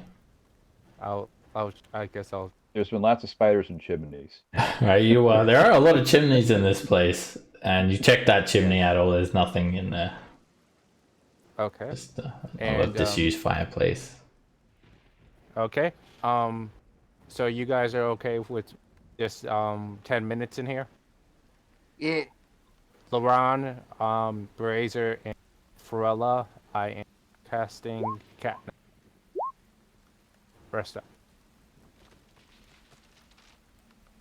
Alright, they just full unconscious straight away. And Ned looks confused. What did you do to them? Oh, I let them take a nap. They needed it. Roll a D8. I thought you used some sort of magic on them. Knocked them out. Well, I guess you did. If you're saying it's gonna help them. Yeah. Roll a D8, guys. D8. Alright. Hey, I'm not sure if can they get Song of Rest if they're unconscious? I don't know if they can. It's like, is it? Can hear your performance. Oh yeah, that's right. I think we said that before, right? So yeah, while they're having a nice little dream, they just have to be able to hear it. They don't need to be conscious for that. Yeah. You enhance their dreams. Yep. I can't sleep because I'm casting the spell, but they can. Damn. Well, I know I'm back to full.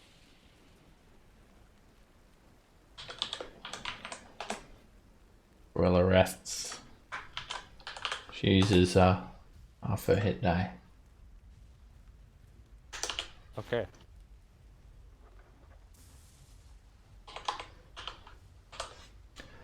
Alright, well, while we're doing that rest, we'll take a 10-minute break now too. Good time to take a quick break. I'll see you guys back soon. Yep. I underestimate the power of the D12 for hit dice. Yeah, I like them. It's good when you're a barbarian, you get so many hit points. Yeah. Oh yeah. It makes it easier so we don't have to worry about taking half damage. That's regular physical damage. It just only sucks when you don't use your.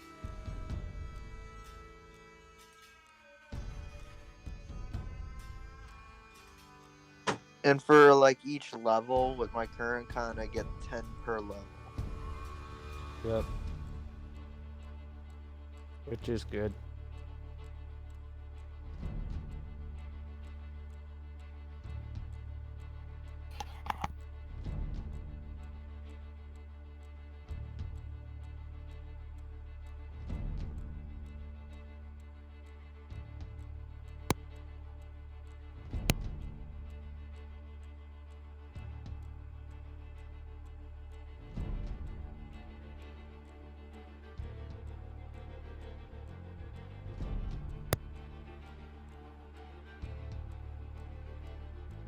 I'm hoping we find some this place.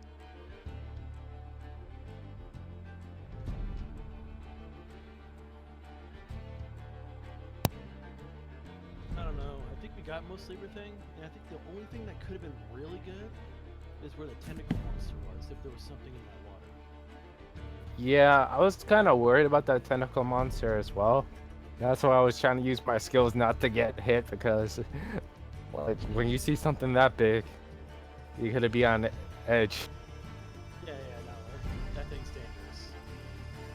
Yeah, and the fact that like half the party wasn't even down there, it just made it worse.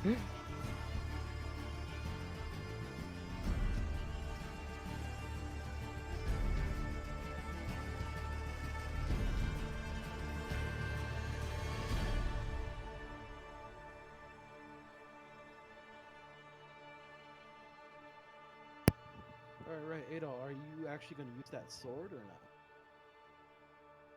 not? What did you say?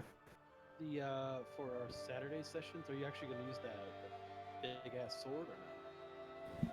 Yeah, I'll switch between them. Does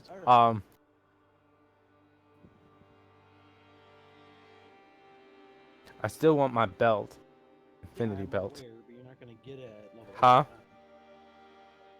You're aware of that? Yeah, I'm just saying you're not gonna get it at level 8 or 9.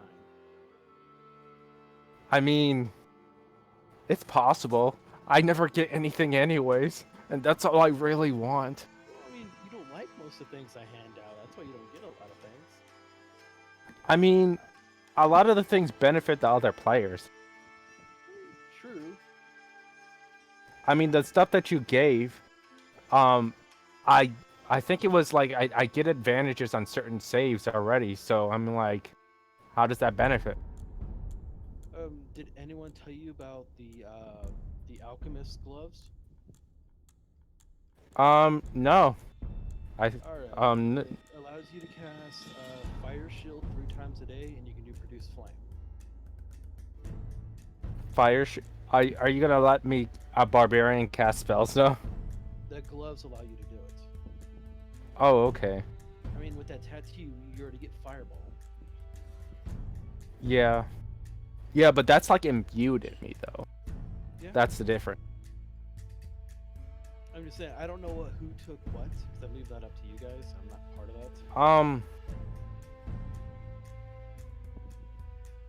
that.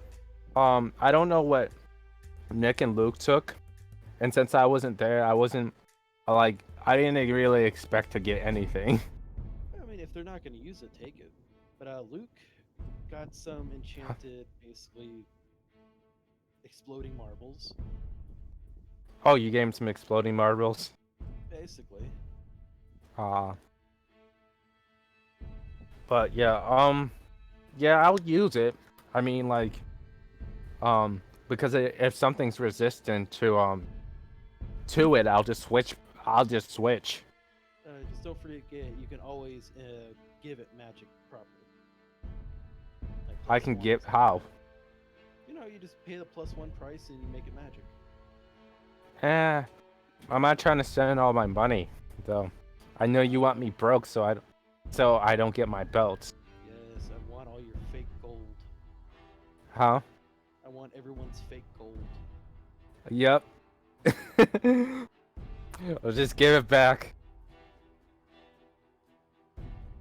I need you to let us roll another D100. Nope. That's where a lot of my fortune comes from. Oh, I'm aware. Yeah, no, my microphone. Were you expecting that? Well, of course not. If I did, I would have made sure it didn't happen.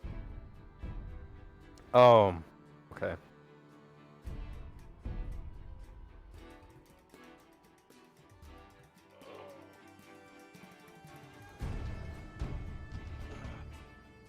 But yeah, if you go towards the Dragon Temple handout, all the items are in there under items, so you can see. Okay, yeah. Yeah, I'll take a look at it, see what I want, see what no one else wants, and whatnot. I mean, I did show you. Remember that other item I showed you? That item is pretty cool, but I probably won't be getting that until like. Huh? Was it the axe? Yeah, remember that one that I showed you, that special one? Yeah, I remember. It's been a bit. So I don't Yeah. remember all the little details, but I remember it. Yeah, you said that I probably wouldn't get that one unless it's like a big fight. Yeah, probably. I mean, that's like I said. You guys are maybe level 9. That's asking a lot. Wait, so we're level 9, so I can get my Maybe. brutal critical? Maybe. What? I'm still, like I said, I'm still about halfway through, and once I actually get a better understanding, I'll let you guys know. But most likely, I'd say 70% you guys will level up. Okay. Cause it just seems like every time we do it, we level up. Yeah, usually that's what I like to do, so you guys keep learning your characters and, trying out new things. Yeah. I'm back. Yo, Welcome back. What am I talking about? What items did you take in the temple? For the Saturday session. Oh, me? Yeah. I don't really think you took anything, like for yourself. I didn't take anything. Did Luke? I'm not sure. Besides the explosive pellets for his sling, I also got that like whipped greatsword. Yeah.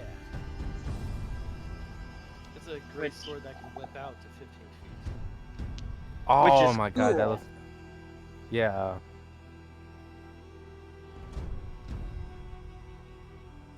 Just not necessarily What you're going. Karabe's thing. Yeah. No, yeah. And you really like that first katana I showed you? Yeah, that one's actually cool. Yeah, that last one that I saw, I was like, yeah, that's cool. Just not ready for that one yet. No, I'm sitting here even thinking to myself, like, how do I regulate this fucking thing? You open up wormholes, basically. Yeah. And also, are you sure that you wanna get rid of Craven? Because it's pretty fun having him around. Oh, I'm aware. But like I said, I've been wanting to try this certain character out for Saltmarsh. And how often am I going to get a chance to actually do it? True. That's. So what are you planning on doing? If you don't mind me asking, or do you want to keep it a surprise? No, he's going to be a sea elf druid. Personality-wise, I'll keep him a surprise. Okay. He's gonna be mostly so I'm going to assume that he's a little batshit insane. I wouldn't call him insane. That's putting it lightly. That's not a no. Yeah. It's not a no, but it's not a yes, so. Yeah, the only time you can really play as a sea elf is water-themed adventures. Exactly, when they're like effective, or like a Triton's not bad, but it's like you can't really get their full potential. Yeah. How you guys doing? Pretty good, man. Good yourself? Good. How about you, Seb? Good. Good. Alright, you guys have a quick nap here. A little cat nap. A cat nap, I would suppose. Some would say. Yeah. And you guys those that fell unconscious wake up 10 minutes later. Perella, however, I feel like a new man. she doesn't want to get out of bed. Oh no, just 10 more minutes! You can't hit the snooze on this one. Oh, I was having a pleasant dream. Well, time to wake up. Okay. Guys are quite relaxed. Come to such a dangerous place and drop your guard like that. But I guess you're quite satisfied that there is no more danger that lies here. Ned Just says. to check the attic. You're truly terrified of this place, aren't you? Well, after what happened to me, I'd prefer to leave this place as quickly as possible. Don't worry, you have 6 other people with you. You'll be fine. And if things get get rough in the attic, just try to come downstairs and hide. Alright, Craven, you're not really finding too much conviction in his voice. You sort of feel like he just wants to like get out of here, try to like get out of here quickly, but you don't really sense like that he's too scared. What you can see, he can sort of handle himself in combat decently enough. I'm just gonna stare at him. So you're not scared. What is your reason for trying to leave? Because visibly, you're not sweating, you're not shaking. Why do you want to leave so badly? Well, I mean, why the hell would I want to stick around in this place? Longer than necessary. I mean, fair enough. You were ball gagged. True, but I think he's trying to ask why. Oh, this is obviously a dangerous place. Some of us are injured. There's not a single cleric among you all. I remember that. I mean, Say into our okay, one of your points is true. But The one that you're it's just saying is obviously not needed to say.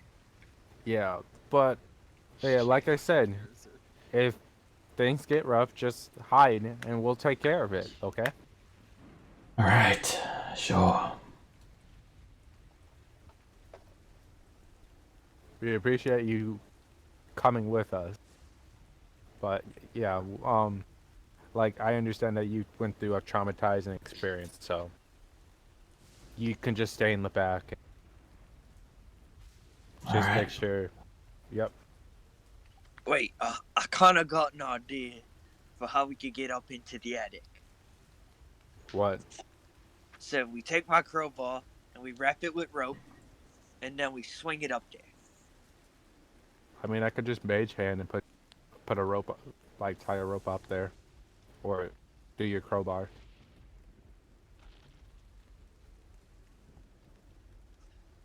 But that's just me. Okay. Are we in the attic room or where? The attic is to the north. Okay. Let's go. I'm not climbing up in any attic. I'll wait for you down on the floor. Sounds good. Seb, I can't get out now. Oh, there we go.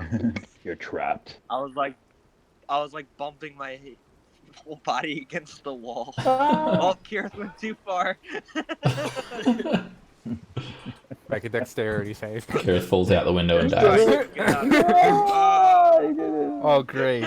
The window.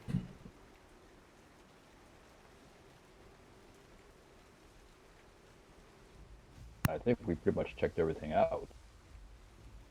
Except the attic. Oh, that's right. We can't get there. We gotta lift some people up. Well, with my idea, but no, we could have Mr. Mage Hand to go and do it. Yeah. I'll lift you up. You know, I'll lift up Bearzer. I'm gonna lift up Bearzer. Oh. You're gonna lift up a razor. Alright, Pharrella picks him up too, and you guys, Pharella's like actually just fully picks Berazer up and just boosts him up into the attic. And Berazer, you can lower a rope for everyone else to climb up. Okay.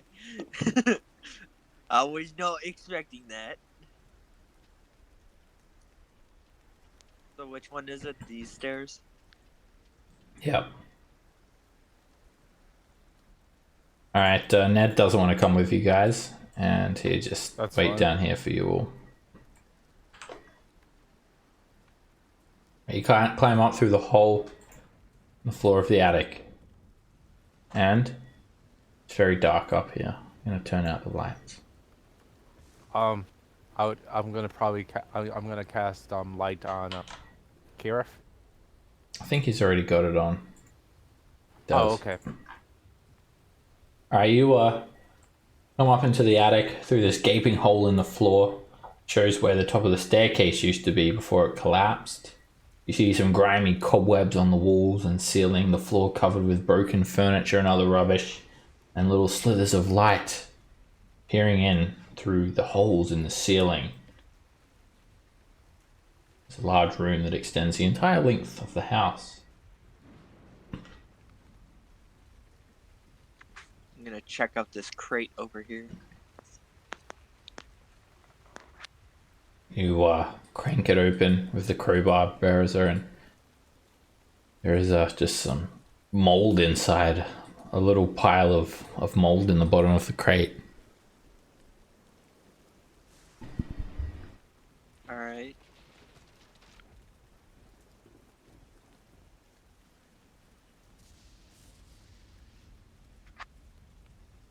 move further. You move into the largest section of the attic and see these little slithers of dim light peering through the roof. Rain is trickling down as well and patting the floor. As you step out, Vereza, you start to hear a buzzing sound. And when you look up towards the crisscrossing rafters of the attic, you see these giant red mosquitoes the size of a bat with Jesus Christ. large proboscises and little spiky tongue whipping in and out of its mouth. Oh god. What was that first word you said? The roboscis? Proboscis, it's the It's their point. It's what they poke pointy mouth thing. Oh. Yeah. I'll give you a handout. They're sturges. And Oh no, sturges. basically mosquitoes on steroids. You what? Sturge says. Yeah, that long mouth, tubey mouth is its proboscis, and it has like a spiky tongue like whipping in and out of it. All of them are up in the attic at the moment, so they're out of melee reach. But they start to dislodge and just very slowly, very lazily buzz down towards you, Bereza. And Laurent, you're up first.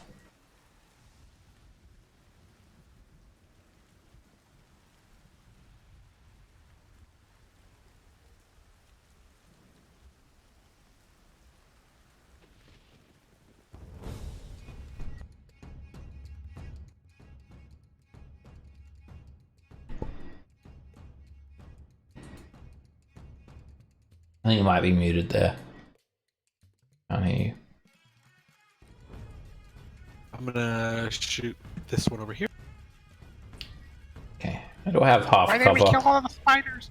A little bit hard to sort of see it through the rafters, the darkness, but that's a direct hit.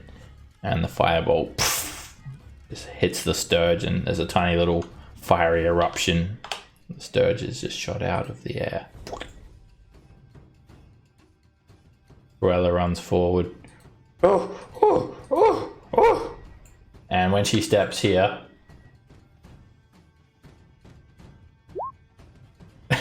Oh shit. she falls. Ah! It'd be fun. It'd be funny if she fell on the bed. Where she wanted to be. Let's see where she falls. Alright, she falls down onto the floor below. I think it would be probably the room where the clothes were.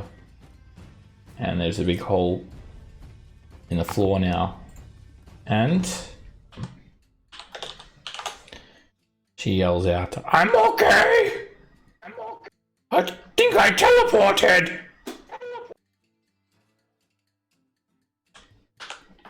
And then she just gets up and starts running towards you guys.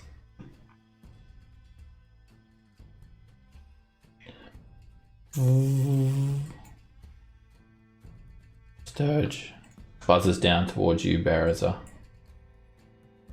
and tries to attach itself to 12 misses, and just remains hovering a few feet above the ground trying to get to you.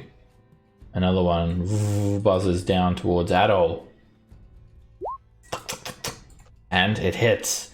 The proboscis whips around, attaching itself to your skin, Adol, and when it's got this like long suckered mouth, when it attaches to your flesh like a vacuum, you feel a sharp spike for 4 piercing damage, and then this disgusting Okay. gulping sound as you see the blood moving through the Sturge's translucent body. Adol. Okay. Okay, I'm gonna try to stab this thing off of me. Does it have like disadvantage? Do I have disadvantage at all or no? No. Okay. Alright, now you just stay still. That hits. You grab the proboscis and just drive the short sword into the Sturge. Blood splashes out onto the ground and the Sturge drops dead. Well, that takes care of that one. Then I'm going to then use a bonus action healing, and that'll be my turn.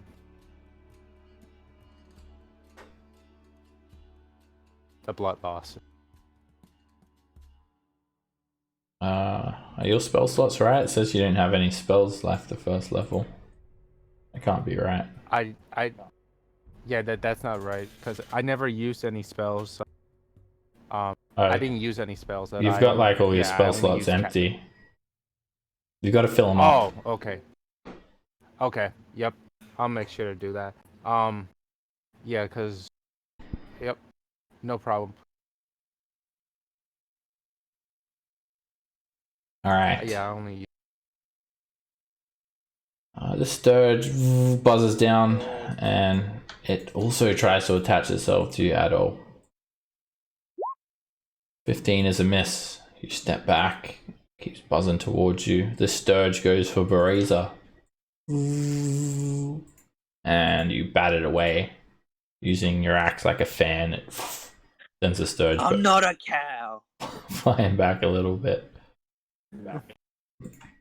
Craven. Alrighty. Move just a bit. Alright, I can just see this guy on Adol, and yep, just totally dead like usual. And that Sturge rots, falls onto the ground dead. And yep, I'll end my turn. Bereza. Alright, I'm gonna reckless. Attack that one.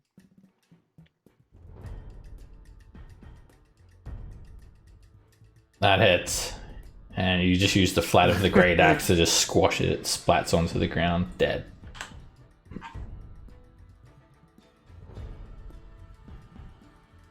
Move on to the one right next to me. And you splatter another one onto the ground. This little bloody mush is pressed onto the floorboards. Then I'll move over here to that one and attack that one. From bonus action, great weapon. Alright, this Sturge actually buzzes out of the way. Actually, it's not even in melee range anyway, so still up. Either way, it is a miss. I shake my fist at him. Don't make me get me Malik. Alright, it comes down and it tries to attach itself to your fist, but misses. And it ends its turn there. Kirith. Alright, I'll dash.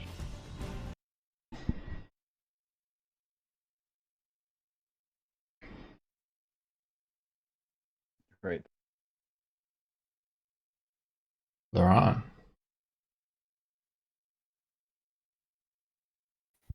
Right. Can I go here? Here. And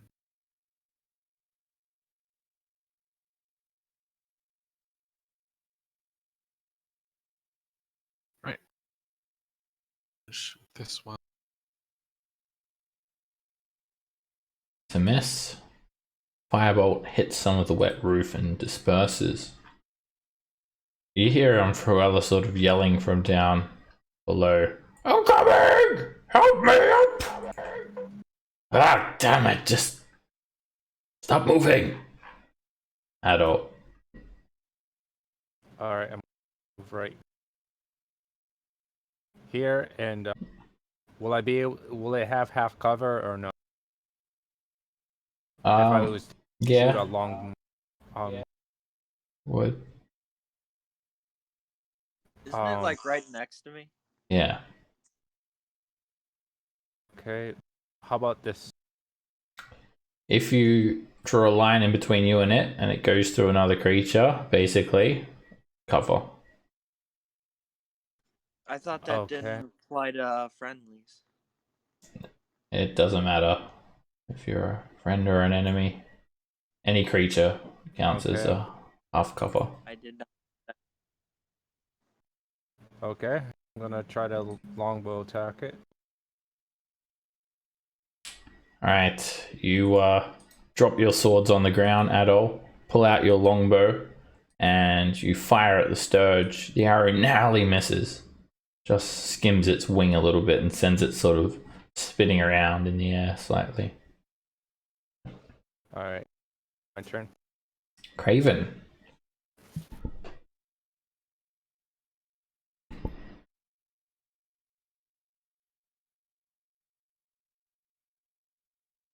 Alright, what is all this right here? That's a big pile of junk, broken bits of wood, mold, and tattered cloth. Well, I can just see this thing, so yep. My usual, Toll the Dead. Oof, it's damaged. The Sturge spirals to the ground, rotting as it falls. I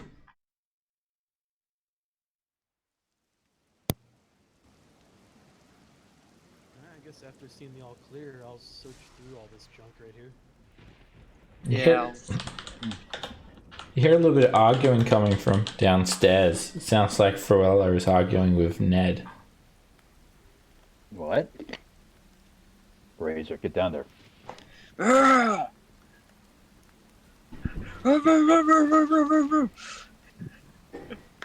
You run down, look down the hole, and you see Fruella sort of like pushing Ned. Hey, help me up! God damn it, you're too heavy. I can't get you up there. Help me try!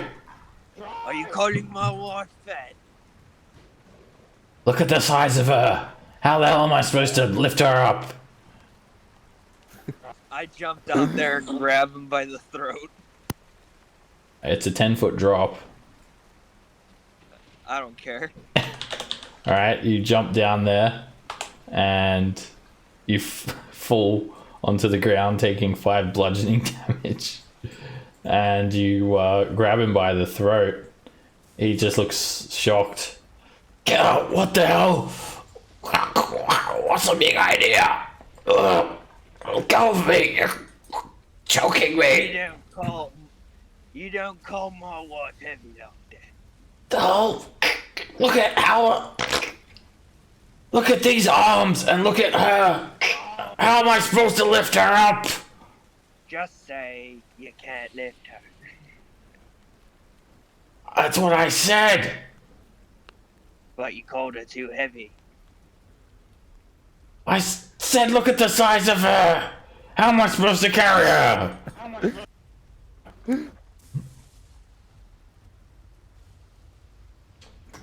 God damn it, let go of me. And I'll just throw him to the ground.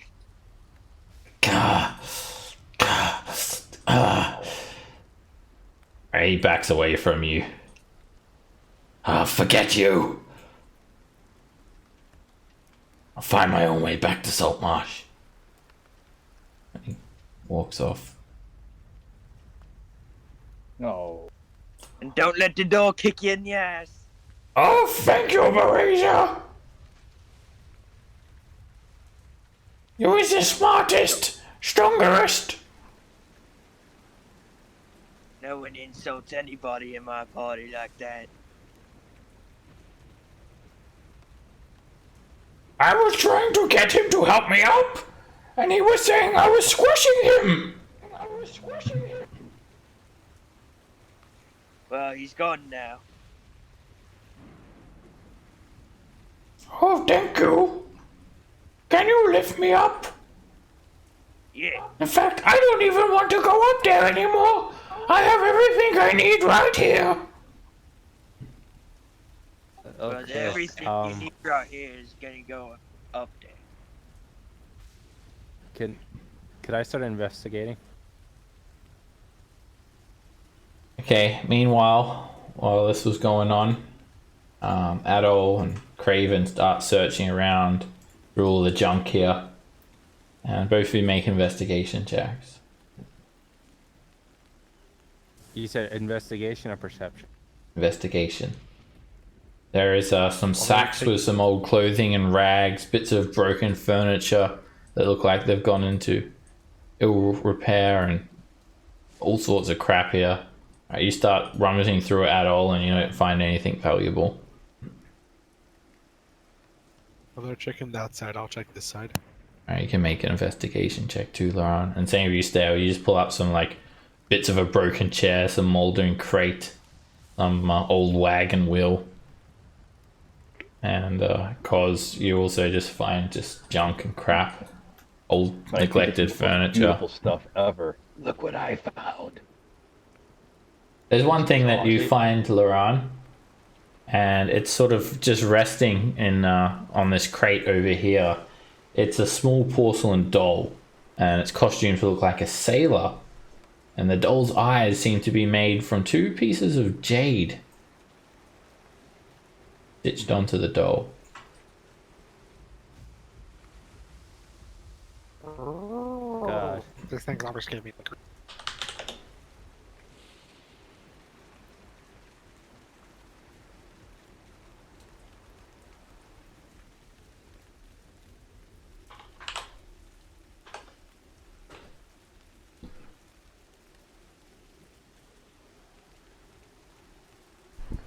And apart from that, it's just an empty storage space filled full of crap. Okay. I guess there's nothing up here.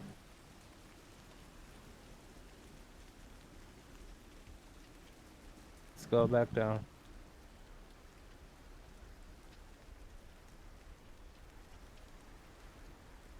Hey guys, Wait, how Sure. big is it? Are we sure? How big? How big? Oh, okay. it's the entire length of the house. Oh, okay.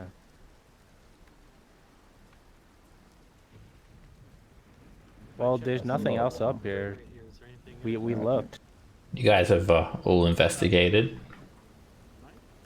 No one's Probably spent about 20 minutes or so searching around here. okay. I'll see if I could just. Can I drop down here safely? You can climb down with an athletics check. Okay. Could I try to do like an acrobatics check? Yeah, you can use acrobatics as well. Flip.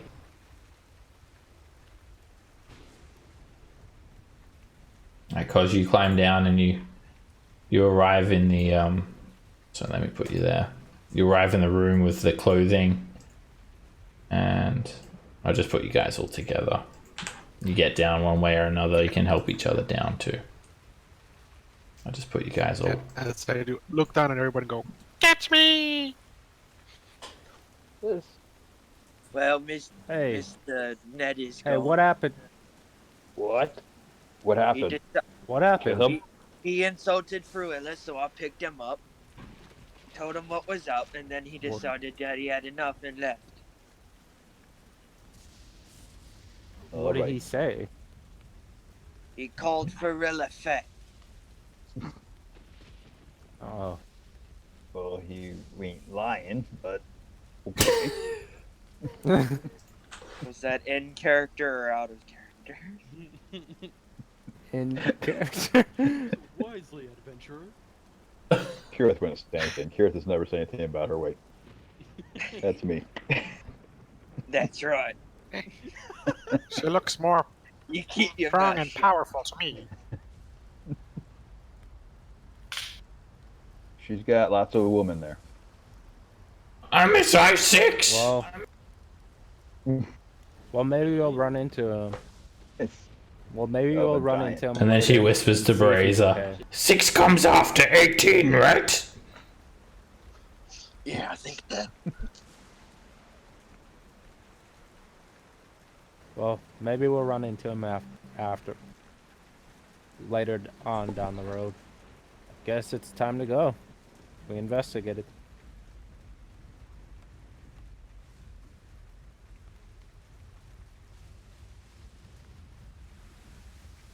Guys, yeah. Yeah, I think we're done here. Yep, sounds good to me. yeah.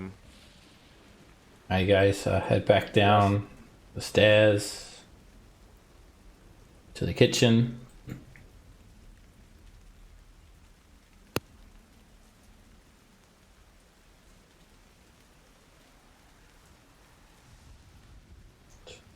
Still pelting down with rain. It's gotten a little bit later in the day now too.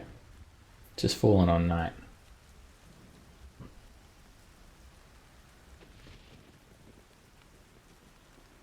Okay.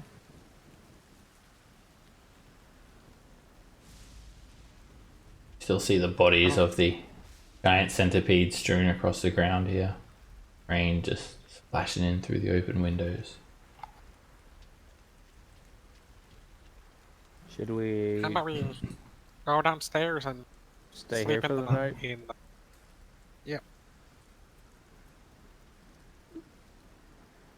There's some more comfortable than these planks looking beds down there.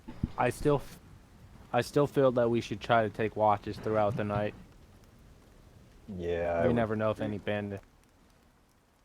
Yeah, so I don't mind taking first watch.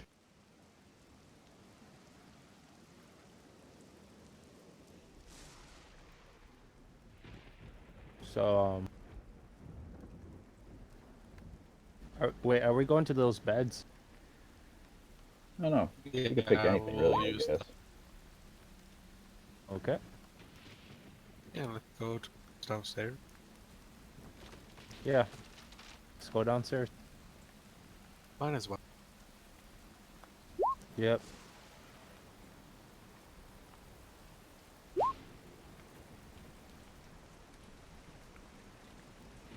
You guys going down somewhere?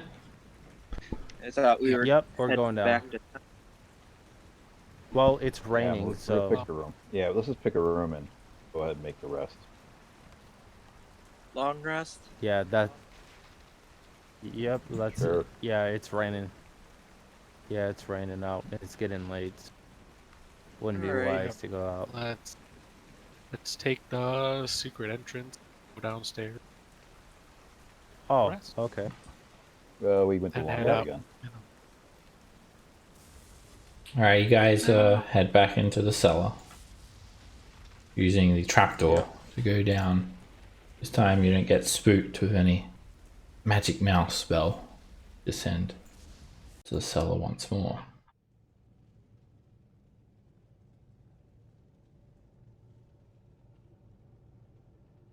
Okay. Well, I guess I'll just keep a lookout and Do we want For to the close first this watch. door? Yep. I'm gonna close that door. So would I have to make like a perception check, like to keep a lookout at? For an extended period of time, to keep a lookout would just be using your passive perception. Oh, okay. Oh, I did not know that. I thought it was just like a perception. Perception check is usually like a pretty quick thing, like just looking around. But when you're not okay. purposely Well, doing that, you'll just be using your passive. Okay. Well, I gotta. I'll use my. You can make a perception check yeah. though, just like to look around now. And Okay. you guys feel like you're not really tired at the moment. You feel like you could easily like stay up for another few hours. So you might there's like some food there. For where the light gets into it, she like pulls out the pot, starts like scooping out some bowls, and places like dinner down for all of you. It is still warm.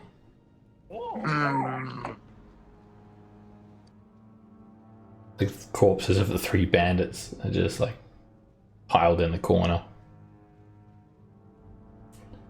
And In that case, I'll probably time copying some the stuff from the spell books into my mind. Bearser will attempt to read the book of erotic poems. all right, whereas you sit in the Man. bed and it's just a picture book, so can describe what the poem says.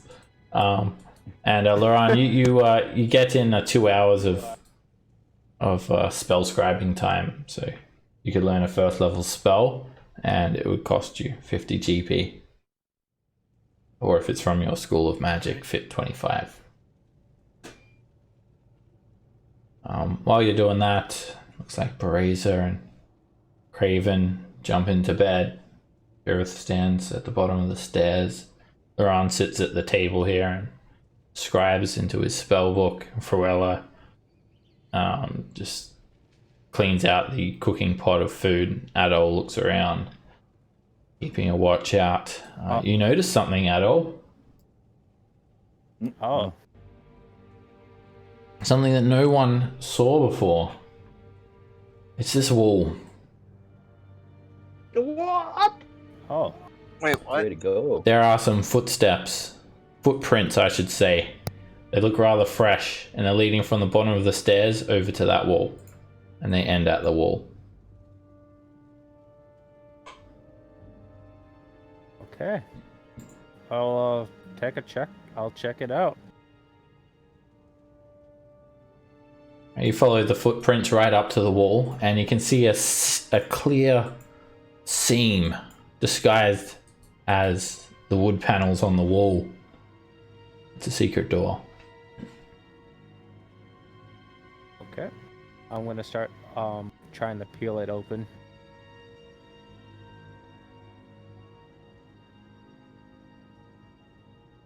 You push it open,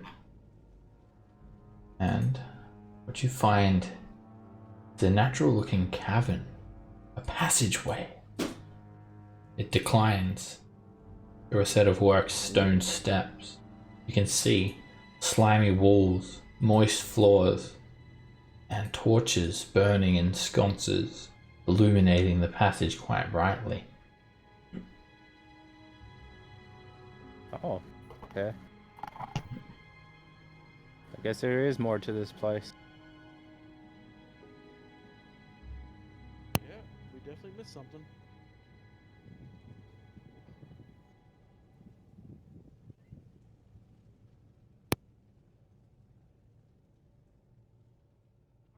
As you step in, you catch the scent of salt water in the air, and you feel a cold, chill breeze winding down the tunnels to the east. The floor is uneven, naturally formed as the stairs terminate.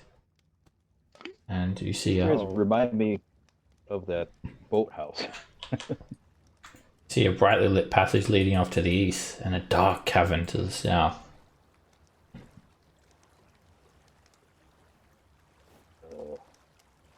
Cavern. Should we try the cavern first? I guess so. Alright. Alright, everyone hold up. Because as soon as you step there, Oh, okay. you're attacked. Now! You hear a voice call out. And let me just check everyone's perceptions. Alright, you're actually surprised, Gareth. With a 10 on your passive perception. Because waiting around the corner is Ned. Motherfucker. What the? And he tries to jam a spear straight at you, catching you by surprise. Everyone else, though, As this approach, they you guys actually hear a couple of rocks knock against the ground as one of them sort of fumbles a little bit as they try to hide. Him and a bandit have sprung out from around the corner. Ned, what is the meaning of this? We help you, we clothe you, I told you not to harm and you him. do this? You don't really have time to converse with him. He's just like, this is all happening in a flash of a moment. He's jumped around the corner and tried to stab you. Oh, yeah, no. I'm just surprised. That's all. I look at Barazer. I go, this is what I was trying to say. Don't harm him. Alright, Fruella just runs forward. 10, 20, 30, 35. And she dashes into the area here. Alright, you guys hear some movement coming from the east. And poking their head around the corner through the torchlit chamber to the east, Adol, you see a man pointing a crossbow at you. And he fires at you, Adol. Oh. Okay. I'm afraid you've come too far. We're going to have to end you here. A bolt hits the wall right next to your head. Damn it, I missed. Reload. It sounds like a video game. Reload.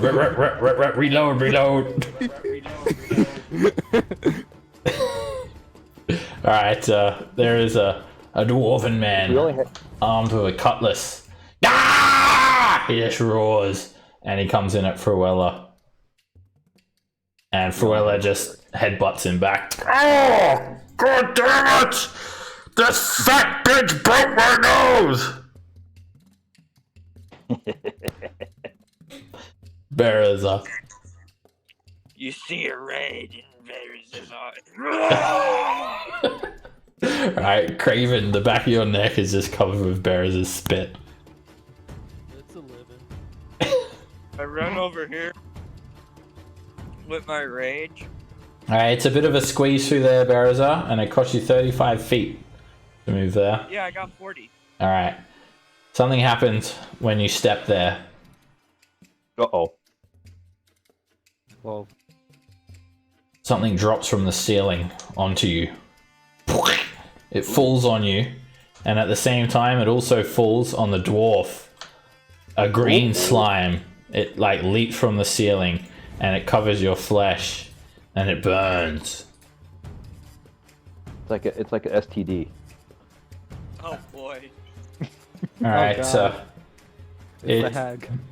there's this very distinct sort of squelching sound, like a wet soggy mess falling on you. And it's just a green acidic slime that devours your flesh. That's all.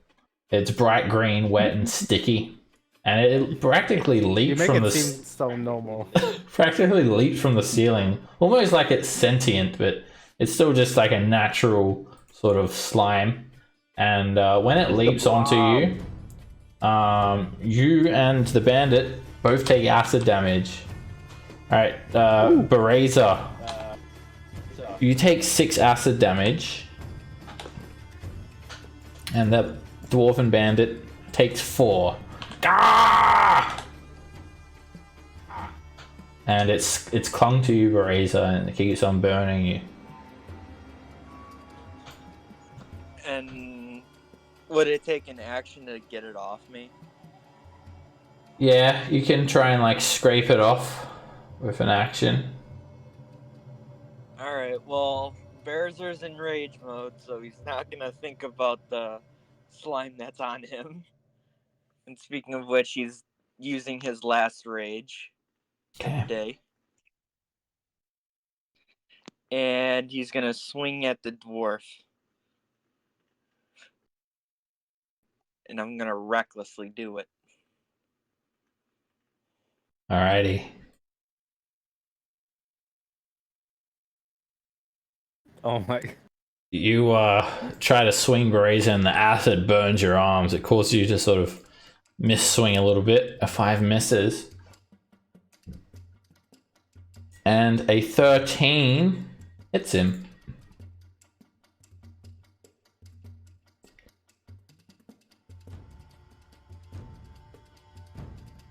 You hit him straight in the chest and you almost cleave him in 2. It like throws him back. Blood just sprays out of his mouth. He's killed instantly, and you see the green slime just start to dissolve his entire body, melting his flesh away into bone.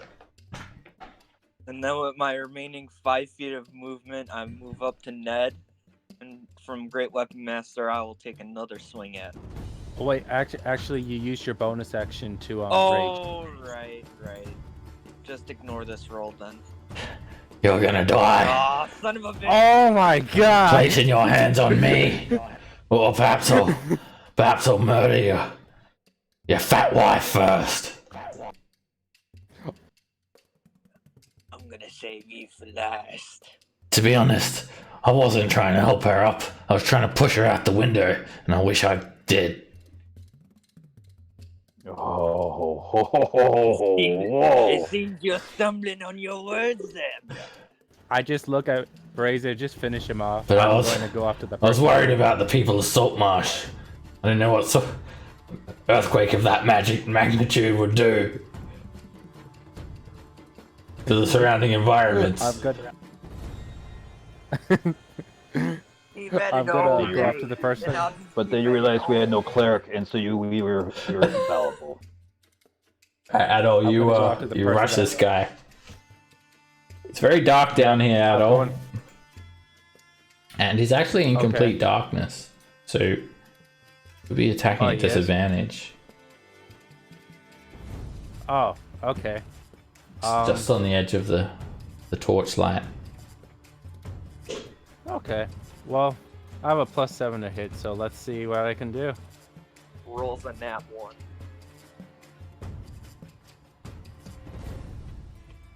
"17 hits. And you fight with him in the darkness. You feel your blade slashing him for 6 damage. Okay, and then the defensive duelist. Wow, now I roll a 1. I got a nice 18. Alright, that's an extra 1 point of damage. And attack again. And that's a crit. Oh, a crit fail. That does miss. You just thrust forward into the darkness. You hear a bit of a chuckle. And then I'm going to move back. And end my turn. Kareth. Razor, do you want him all alone? Yeah, he's all mine. All right. I disengage.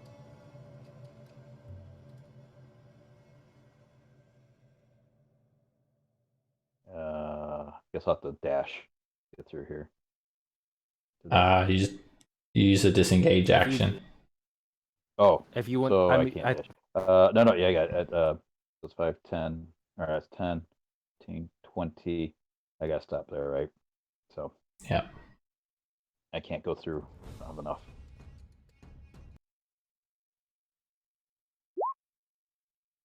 All right. Another bandit armed with a longbow moves around the corner, and she takes a shot at Adol. Yeah. 13 is a miss. She knocks another arrow into her bow, draws back and fires at you again, Adol. 7 misses. Damn it, I missed! And she ends her turn there.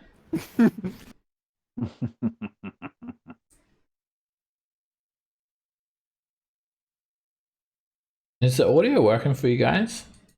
It just Yeah. started. Yeah. Okay. Just kick back in. Cutting out for me. Alright. So, Ned, he smiles and he looks straight at you, Brazier. This is gonna be the last thing you see before you die. And he stabs the same spear that you gave him at Fruella.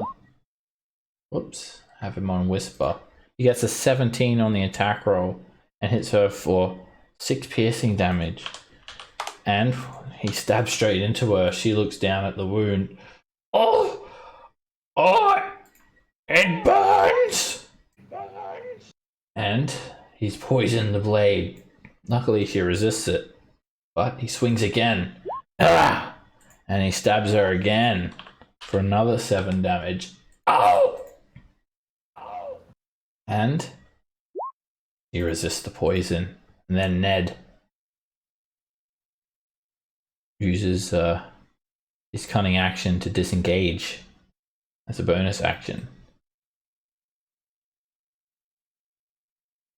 And he runs down the hallway, jumping up and grabbing Torch as he runs by, trailing the light down the passageway. Craven. Alrighty, Bears or Buddy, do you need some backup or are you good? I got this one. Alright. I'll hand him the women folk. And no, it's I haven't used in a while. I'll use a cleric spell, guiding bolt at level 1. A 13 misses her. You try to fire it past Adol. She dodges out of the way, and the guiding bolt sort of hits the wall here and just ricochets up towards the ceiling. You see the bright light from the guiding bolt briefly illuminate. Terrified look on her face. Yeah, I figured. And that's it. Laron. All right.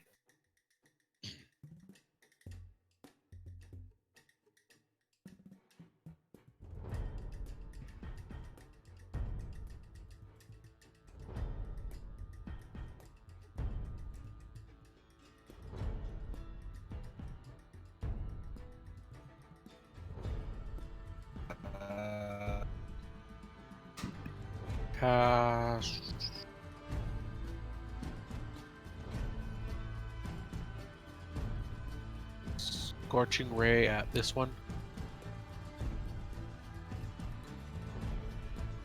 Yes.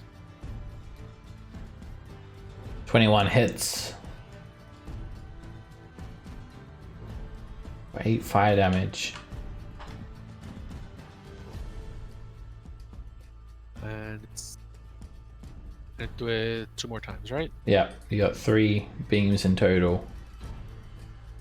2. An 11 misses. Hits the wall. A 20 hits her. For 7 fire damage. You send forth the 3 beams. One of them hits her in the chest. Second one hits the wall. Third one hits her in the leg. She falls back, badly burned, coughing and spluttering. No! Sandbullet! No! She calls out. And at the start of this round, those of you near Adol and Kerith see this green light coming from the east, and you hear a voice call out,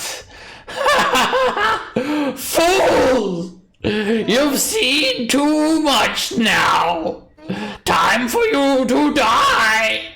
Kill them all!" That doesn't sound good. And you guys hear some movement coming to the east with those threats of death. Alright, Fruella, she chases after Ned. Hey, you get back here! You have upset the razor! And 21 hits. She hits Ned in the back with the cleaver for 17 slashing damage. You see bone exposed and blood splatter in the air. Ah! But he's still alive. Out of the way, honey.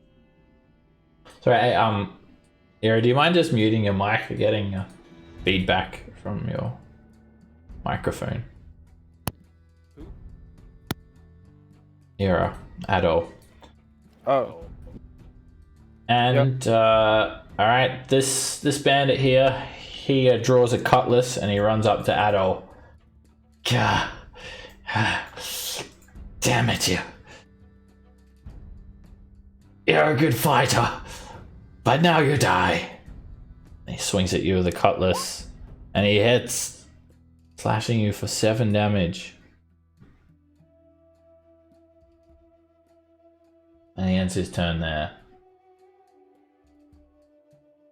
Alright, you hear the sound of heavy armor clanking forward. And marching on towards you all is a hobgoblin. An orange-skinned, 6-foot tall, heavily armored goblinoid armed with a sword and shield. A long sword and a shield. And he smiles when he gets to you all. About time I've earned my pay. And he speaks in pretty good common. And he runs up to here. And he takes the dodge action, holding his shield in front of him as he runs.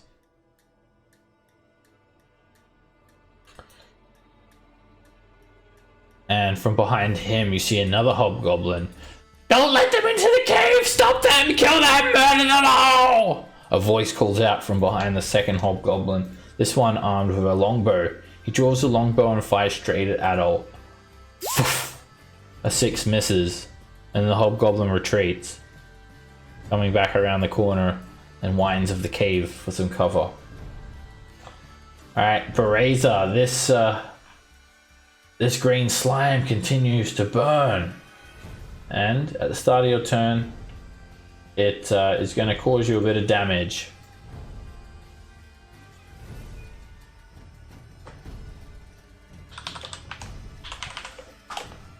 You hit for 3 acid damage at the start of your turn from the green slime. Alright. Now, before Farilla ended her turn, I tried to tell her to, like, get out of the way. She doesn't listen, she just runs forward, just in a rage. Alright, and I can't move past Ned, can I? No. There's a gap where you could squeeze in between Cruella and the wall. But that would give me disadvantage. Yes. Alright, well, I'm gonna Reckless.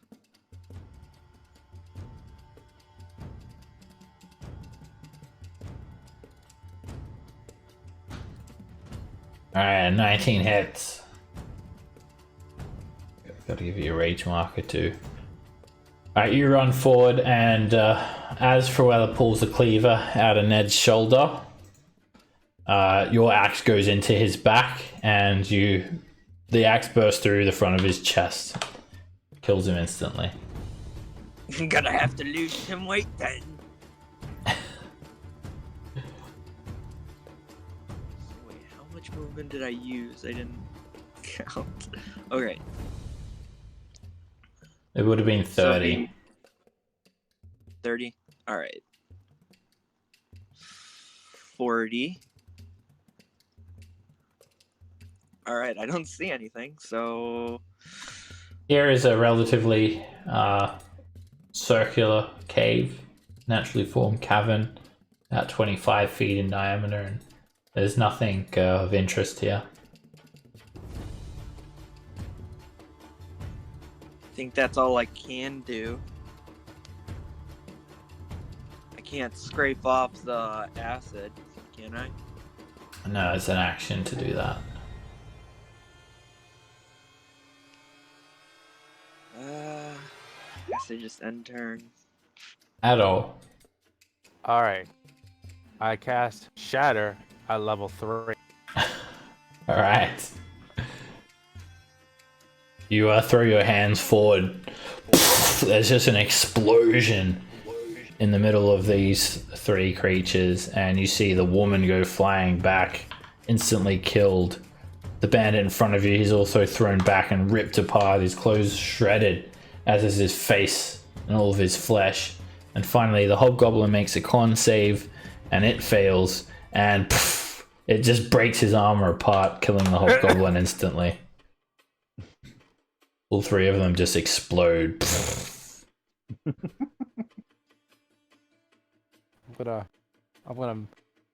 this like, okay, never mind. They're dead. I'm gonna move right here, and I will end my turn. Harith. Yes, finally.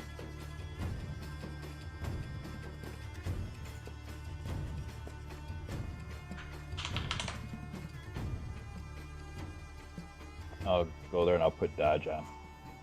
Alright, you run up, holding your shield forward.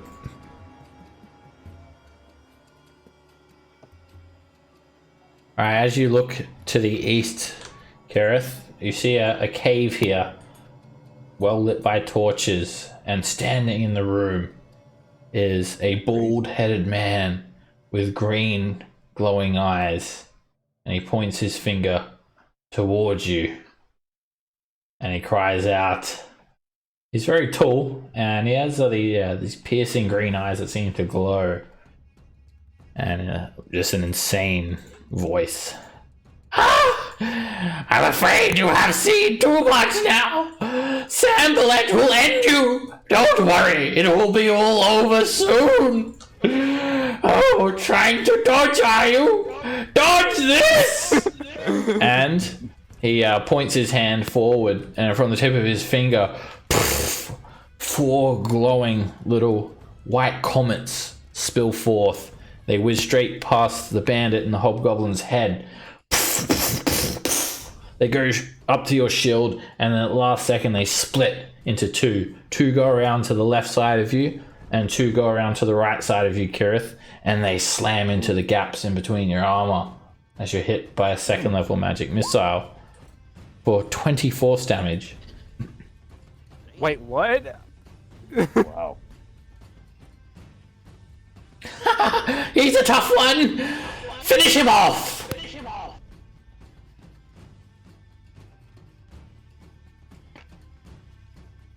Craven.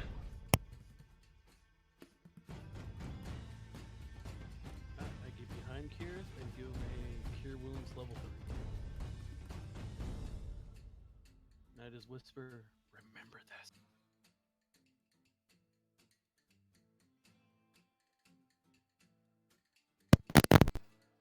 Was my mic not working? We could barely hear you.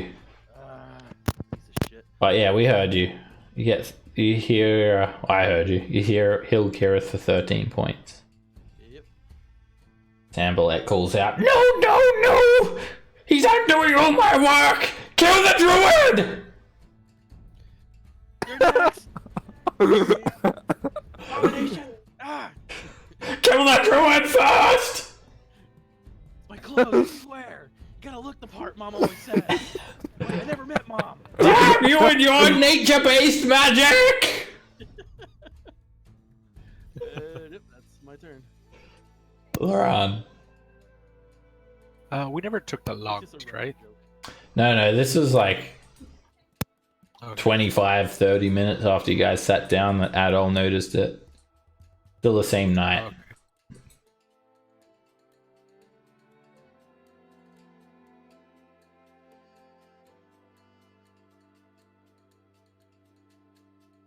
Did you get that healing, Kirith?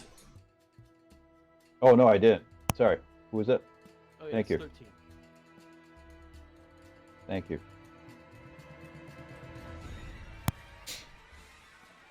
Alright, I'm gonna shoot him with Scorching Ray. Alright, you fire through all of these other targets to find your target, and that hits.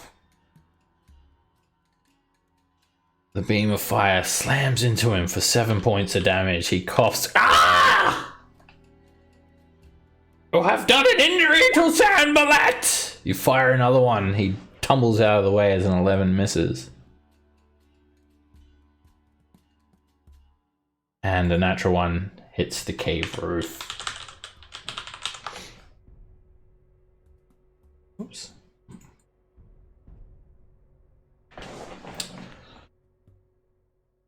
Alright, a scout armed with a longbow. This woman moves forward, keeping the longbow down to her side before aiming it up. As Sambalet cries out, "Kill the small one, the gnome! Sambalet will find him quite interesting when we grind him up and turn him into a potion!" Jesus, Sambalet, do you ever shut up? She fires at you, Laran, and hits you. The arrow hits for 8 piercing damage. Just shut up so I can concentrate. She draws another arrow, knocks it in her bow, pulls back, and fires. And a 19. It hits you as well for 8 piercing damage. Finally, a bandit runs at Kirith into melee, armed with a cutlass. Gah!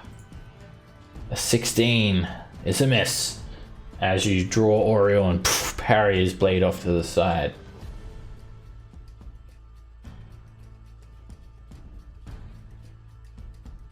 Alright, Bruella runs forward at you, Bereza, sees you covered with the slime. Oh, what do I do? What do I do?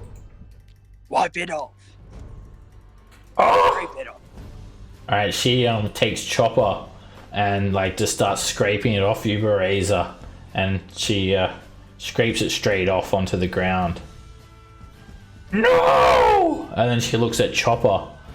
The green slime that was on the blade is eaten straight through it, and she's just holding a wooden handle in her hand. Uh-oh! No. That was such a good weapon. It's just a chopper! What's important is you is safe! We can get her repaired. And then she steps back and just like stomps Ned.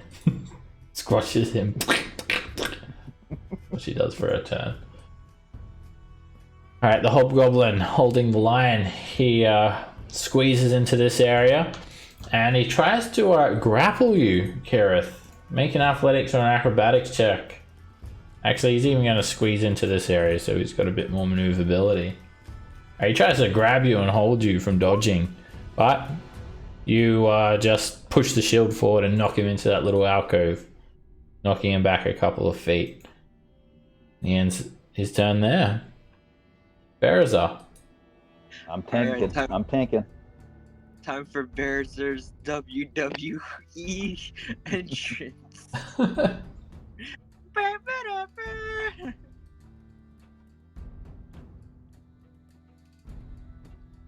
Alright. So all of this action is happening over here. Yeah. I will throw my vicious hatchet at the hobgoblin. Or should I use a spear? Would I get the... Does the vicious thing happen when it's a melee attack for the hand axe? I think it's any natural 20, whether it's thrown or ranged. Alright, then I'll throw the hand axe. I can't reckless it, so... A 12 is a miss. The hobgoblin's very heavily armored, and the hand axe just sticks into the wall next to him. Adult.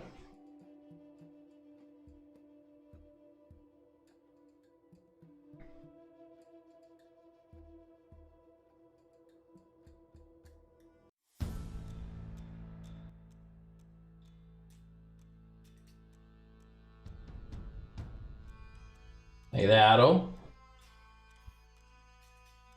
You're muted.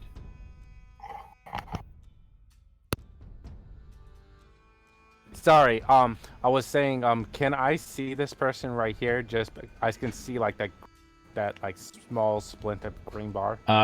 From there, I'd say that would be total cover from whoever's there. From where you are. Cover? Yeah, total what about cover. With saves and what total cover? Yeah, total cover, so you can't see him. Oh, okay. Yeah, that's what I was asking. Let's. I was hoping to get both. I guess I'll take a longbow shot at the hobgoblin.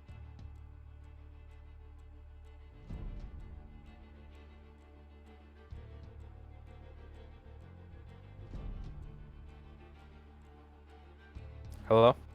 Yep. Oh, sorry. Okay. I didn't see the attack for some reason. 17 misses.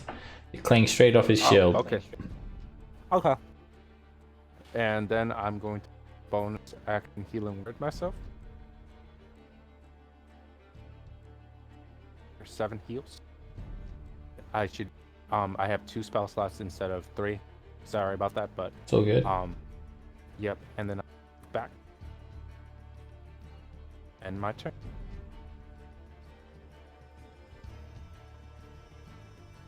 Kareth. Alright, I'm going to go ahead and attack this dude. That's a hit. You slash into him for 10 points of damage. A vicious wound cutting straight through his leather armor. And 24 hits. You pull the blade back and pierce him straight in his torso.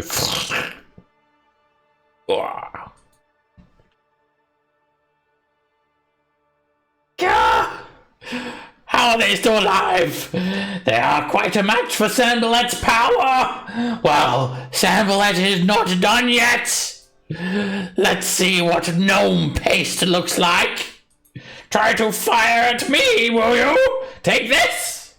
And he shoots a second level magic missile at Laran. Same thing happens. These 4 darts, they fly around towards you, and just as they're about to reach you, all 4 missiles are dissolved. So you hold your hand out, casting your invisible shield. Good job. Good job. How is it that the little thing has resisted Sambalet's power? Kill them! Kill them quicker! Sambalet backs up and ends his turn there, diving around the corner. Craven. Alrighty. I'm gonna look at this Hobgoblin. Yeah, I know, right? I'm gonna look at the A hobo goblin. Ice to meet you and frostbite him. Oh, jeez. What? How is this possible? That's a cleric spell! Ah! And he takes 6 cold damage. You see his hand just frozen in this chunk of ice. Ah! Disadvantage on his next attack. Adding to the confusion of the group. I see you're making way for Big Green. Right. I'm gonna try to get him some thermal shock and shoot that same guy with firebolt. 21 hits.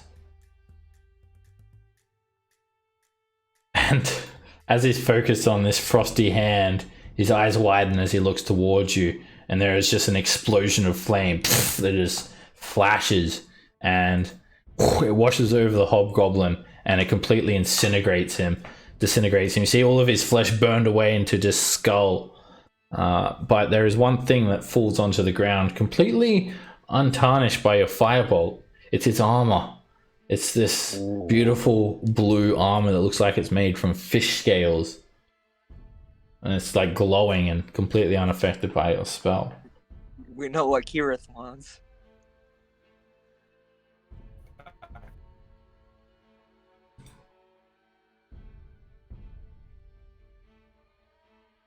Here. Damn it, Sambalet, I think we're done for. There's too many of them. Don't say that. Just kill them. If you kill them, they'll be dead, and they won't be a problem. All right, then. She fires at Kirith. Both arrows just bounce off your shield. This doesn't look good, Sambalet. Fruella runs forward. Ah! And she takes the dash action up to here. Berazar. As she's screaming, I also run in. Around the corner.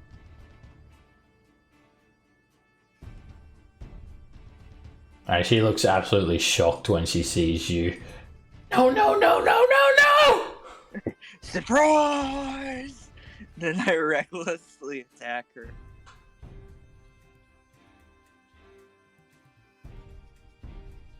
A 10 misses. She steps back as you swing, slicing a couple of hairs off her head.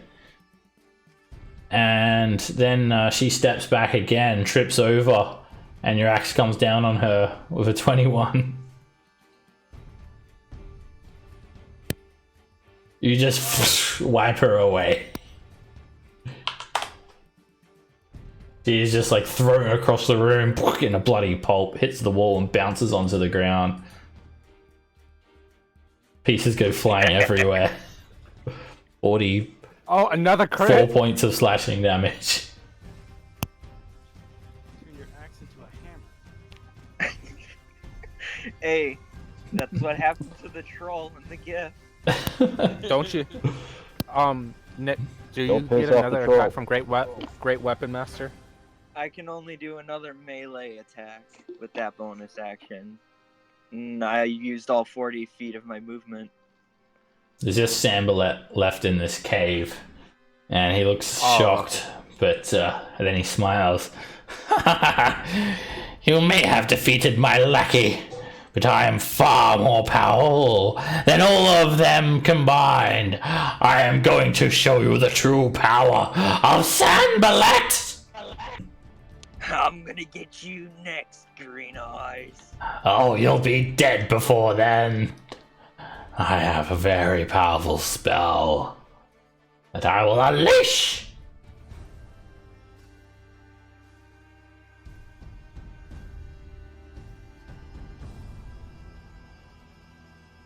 Damn. Where is he? He's in this cave. He. Hold on. I gotta see how much movement I just from here. That looks like 15 to me. That's 15 where you were at. Yeah. Oh, okay. So 15 to right here, and then to go through somebody is more movement. Yep, that's 10 feet for that square. To go to right here. That would be. Maybe 25. So yeah, you've got 8 squares, and you went 1, 2, 3, 4, 5, 6 squares. So you got 2 squares left. Okay. Okay, I can just see him. Alright. I am going to do hold person. Alrighty.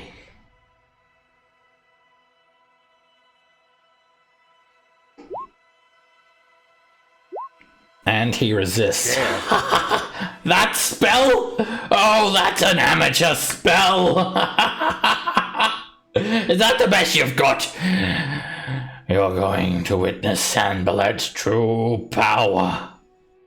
Blah, blah, blah. You know.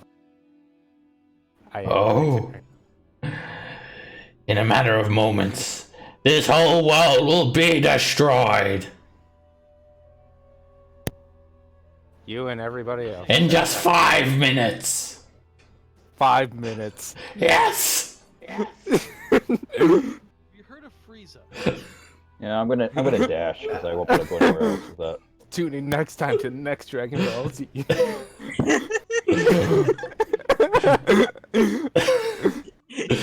Hello, Baphomet defeats Hello. the main party. Does even stand a chance. Alright, Kirith runs up to him, and Sambalet jumps out into the middle of the cave and holds his hands up, fingers stretched above his head. Behold my power! And he screams, and magic missiles explode from him, flashing, filling the entire room with his bright light as he shoots one magic missile at Kirith, one at Bereza, and one at Adol. Die! And you're each hit for 2 force damage. That's it? That's what you got? That kind of tickled a little bit. Just 5 more minutes and your world is destroyed! I made my con save. Even though I'm concentrating, I made my con save. I'm really focused. I can just see him, and I'll do Toll the Dead.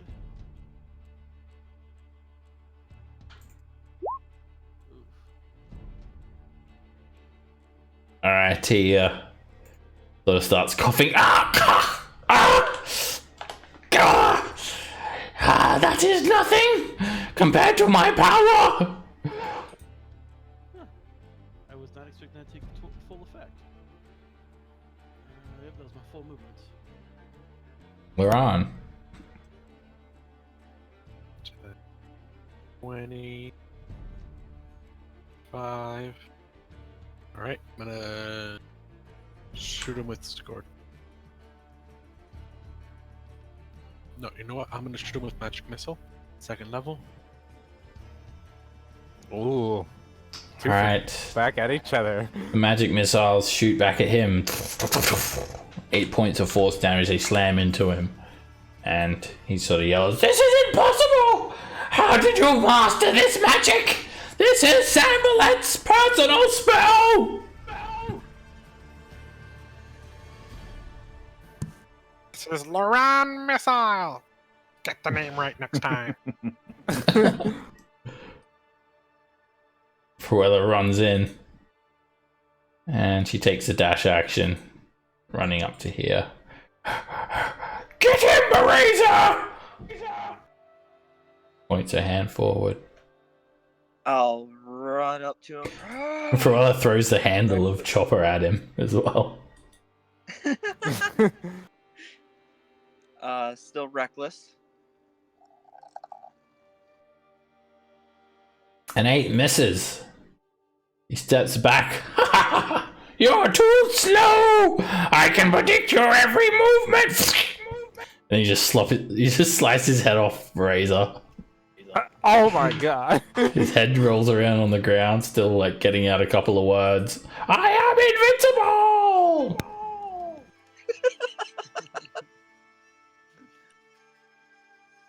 Okay. Yeah, I want to investigate why this guy's glowing green.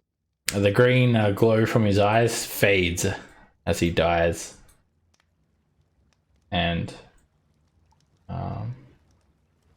you think it's some sort of like magical effect. You could make a Arcana check, Craven.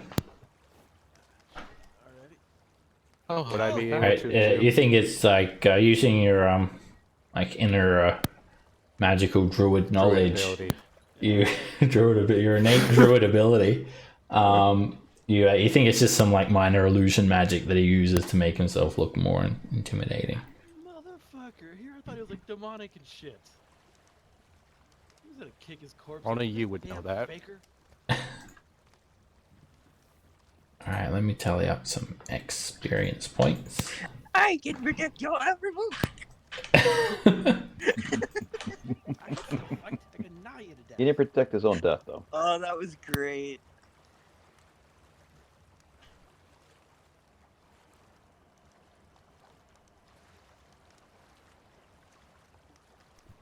Alright, for that encounter, you guys get 146 experience points.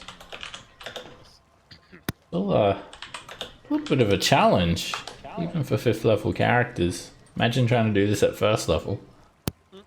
Oh, that would be terrible. That would just be Mode House all over again. Yeah, I was literally just Yeah. gonna say that. Alright, Yeah.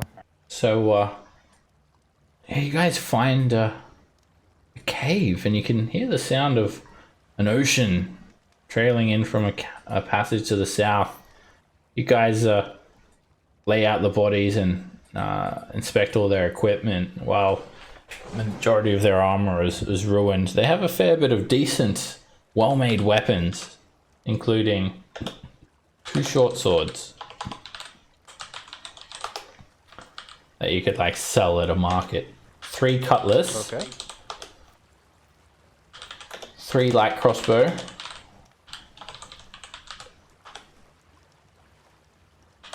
2 longsword, Oh. 2 shields. The hobgoblin has some decent chainmail, and then there is a magic suit of scale mail that I described. It's sort of glowing with blue energy. Ooh. We Well, gotta first of all, definitely figure out what. There's also the spear that was given to Ned. He's got a spear. I'll Let's take take that him back. back. And then I'll grab my hand axe back.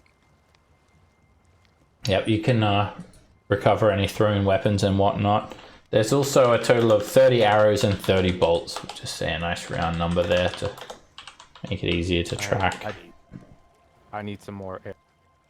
Also, I'll what's take what kind of like what weight is scale mail considered, like heavy, light, medium?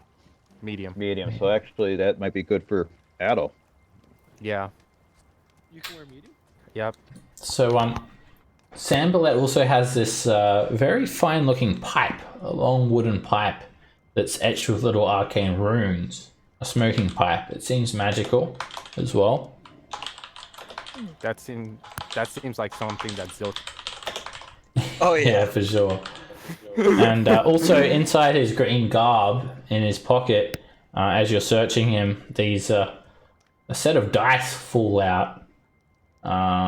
Masterfully crafted dice. They're very, very valuable indeed, like made from some precious material. But all of the dice land on the highest number that they have. And I think they're loaded. Yep, Zilch. Yep, more. That seems like Zilch too. Actually worth 20 Does GP. he already have dice like that? I think he does. Hey, more. Yeah, more. Hey, if he gets suspected, it's like, hey.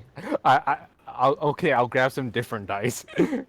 These ones are a lot nicer though. They're like expertly crafted, so they're pretty valuable. Yes. Yeah. So yeah, that. But So the room that you're in, this cavern, like the passage leading to it, is well lit by torches, which are held in these simple iron brackets around the walls. You can see 5 bolts of silken cloth stacked against the wall to the north. And to the south, there are 8 small casks in a neat row. Some are covered with guts and gore. Indeed. Sorry, I made a bit of a mess.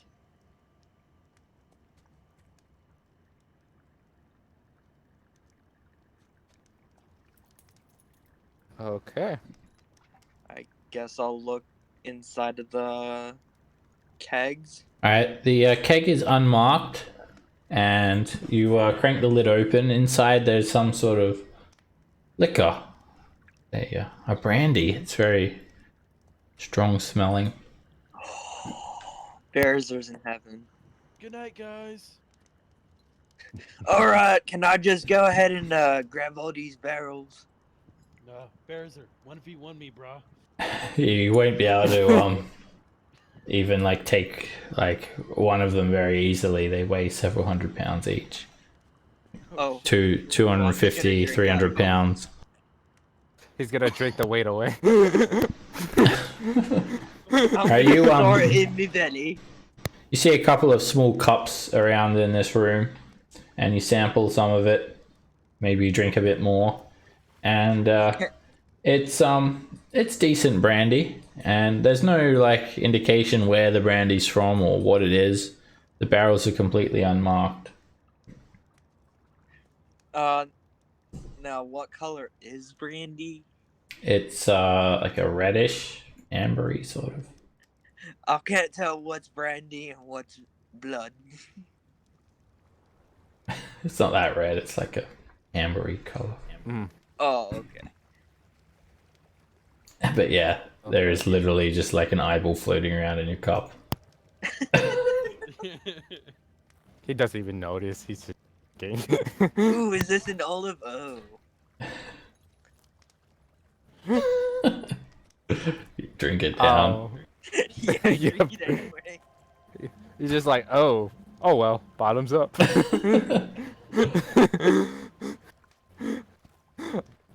Okay.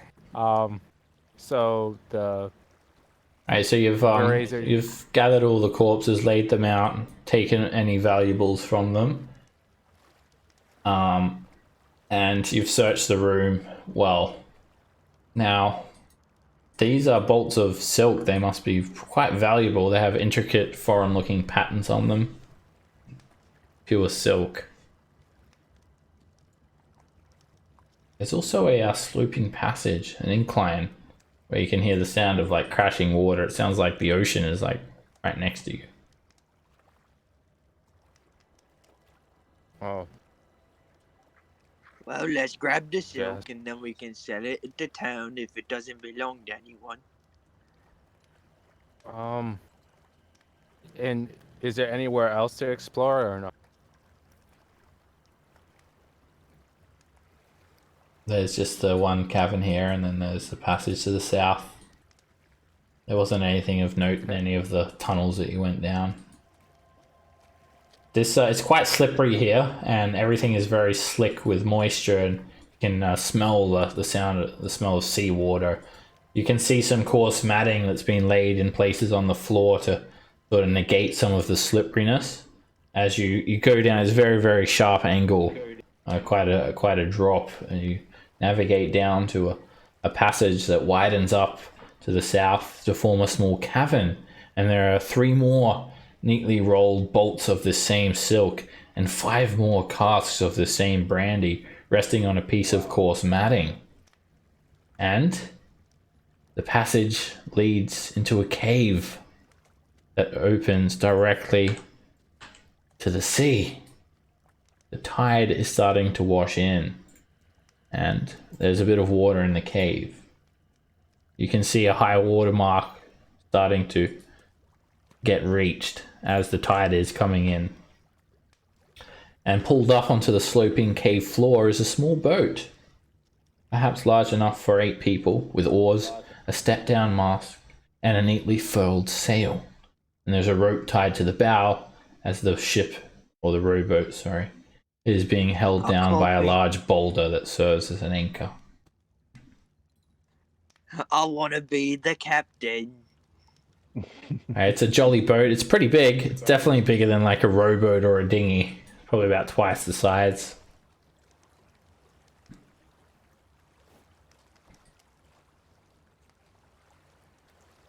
Okay. Give it a check out. Is there anything inside of the boat? No. Besides all the space? Okay. Nothing in it. So do we want to take the boat back to town, or do we want to walk back to town? I mean, take the boat. I mean, can we... Well, first let's check it, because there might be some... I already checked. There's nothing in here. Like papers or anything? Like... Nope.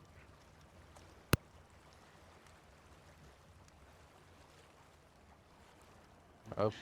Well, Okay, then. You don't think you could take all these casks of brandy? You could take maybe 1, and then all of the silk, maybe 2. That just Okay. makes me want to cry.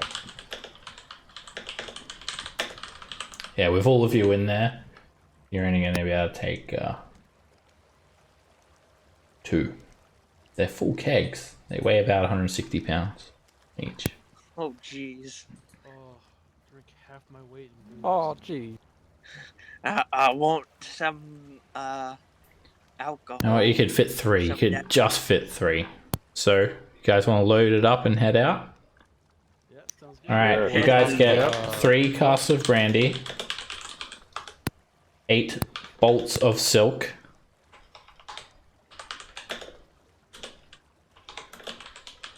and, of course, the most valuable treasure of them all, your first ship, the jolly boat. Yes. A jolly... We're gonna have a jolly good time. Yay! Alright, you guys head in the jolly boat, stock it up, and you pull out the step down mast. It's just literally just, it's laying flat. You pull it out and you've got a little sail that comes out, and you catch some wind, there's oars, and you'll be back in Saltmarsh within an hour. Oh, nice. Sailing up the coast. What will you do with the drunken sailor? Seb, just wondering, with an hour, would I be able to like figure out what the blue scale meld is? Yeah, on the way back to Saltmarsh, it's very windy and dark, so you use like a light spell cantrip. I'm not sure if druids can cast it though, so you'll have to find some other source, but yeah, I have the lights. okay, good. Yeah, Adol can do it because I mean, not like you guys have a cleric or anything. And yeah, that's unfortunate, but that's just the way things are. Yeah. You don't always get a cleric. Yeah. Yep. Maybe Craven just jumps off the boat and drowns himself at the end of this session. And then some random guy goes world. I've had enough, and just jumps off. There is actually a place in Saltmarsh that people jump off the cliff. It's called the Leap. Oh, Just keep that in mind, Craven. That took a dark turn. Oh god. Expecting that. Oh, that hurt. Alright, so while you identify the two magic items, the scale mail is Mariner's armor. Very nice. Nice. What's Mariner's armor? So it's scale mail, it's magical, and it gives you a swim speed equal to your walking speed while you wear it. And if you're knocked out underwater, you'll float to the surface. It's decorated with fish and shell motifs. That's like Nice. oh, that's There you go, Adam. Nice. okay. All right. And And I don't have to attune to it. doesn't require attunement.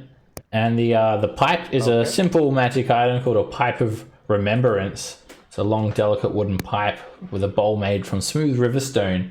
And basically, what you do is you light it and smoke it, and then you keep puffing out the smoke. And after 10 minutes, the smoke takes form of you and reenacts your most impressive and heroic achievements for 5 minutes. Oh, cool. I need that for real life. Yeah. That is just. I don't know. I think honestly I think Zil should get that because he would probably roleplay that really well. As Bearzer is rowing it, he wants to smoke the pipe. I want to smoke it. Alrighty, so you guys get a jolly boat, which is basically an upgraded rowboat.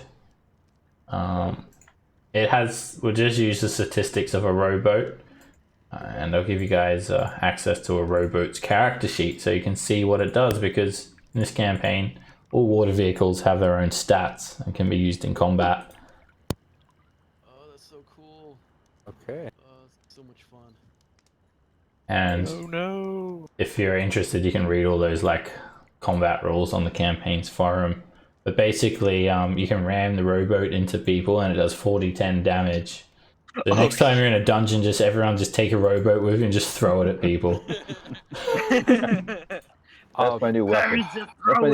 That's my new shield. Alright, your boat's a bit bigger though. Like, there's not actually any like official statistics for a jolly boat. So we'll just use a rowboat, but we'll just say the capacity is, because the rowboat can only take 4 people, but this can take 8. So maybe I'll make a sheet for it. I'd say everything is doubled, so you can have 8 people. It can carry half a ton, and that's half a ton of cargo actually. In that case, you'd be able to take most of a bit more brandy actually. We'll say you take 7 brandy instead. Yes. Oh yeah. But then you can get like at when you get more gold, you can go to the shipyard in Saltmarsh, and you can upgrade your ship, and you can get all these magical upgrades for your ship, like reinforced hulls and magical sails and all these magical ballista weapons and heaps of stuff. You can go and check out the shipyard if you like. I'll give you an example. Oh yeah, one. definitely. Let's have a look. For example, but they're pretty expensive. For example, a sailing ship, it's 10,000 GP it costs. Oh god. But some of the ship upgrades, you can get a frost-locked hull. It replaces the ship's hull with the supernatural ice drawn from the elemental planes. And lets you cut through ice and move through difficult terrain. Oh wow. Badass. And then dragon sails and scything oars and all this shit. So your oars can slash through people, and explosive rounds and shit for your yeah, it's really cool. But Bear's just got a new weapon. It's a sharp oar. I've tried the ship combat, so yeah, it's pretty cool. Like the ship gets its own turn in combat, and you can like take actions with the ship. It can like shoot the weapons and all this. It's pretty cool. Nice. If only the Titanic had that first upgrade. Too soon. I was about to say that, damn it. Yeah, too soon. Alrighty, hope you guys enjoyed today's session. We'll wrap it up here with you guys rolling back to Saltmarsh. And then we're gonna party Craven, like it's the 4th of and July. Oh yeah. And Craven running back home. Are you going to use your new character next session, Craven? Yes, I will. Since this part's over, yeah. Okay. Yeah, you guys will be back in Saltmarsh. Craven can just become an NPC and like hang out with the others. The NPCs have basically got their own like party at this stage. You could like send them off on their own like adventures and stuff. Yes. Oh my god, yes. Everyone make an army of characters. They'll be like your rivals, and every time you like run Yes. into them, you have to fight them. Oh god. They're like, you know what? I'm sick of your shit. I'm making my own crew with blackjack and hookers.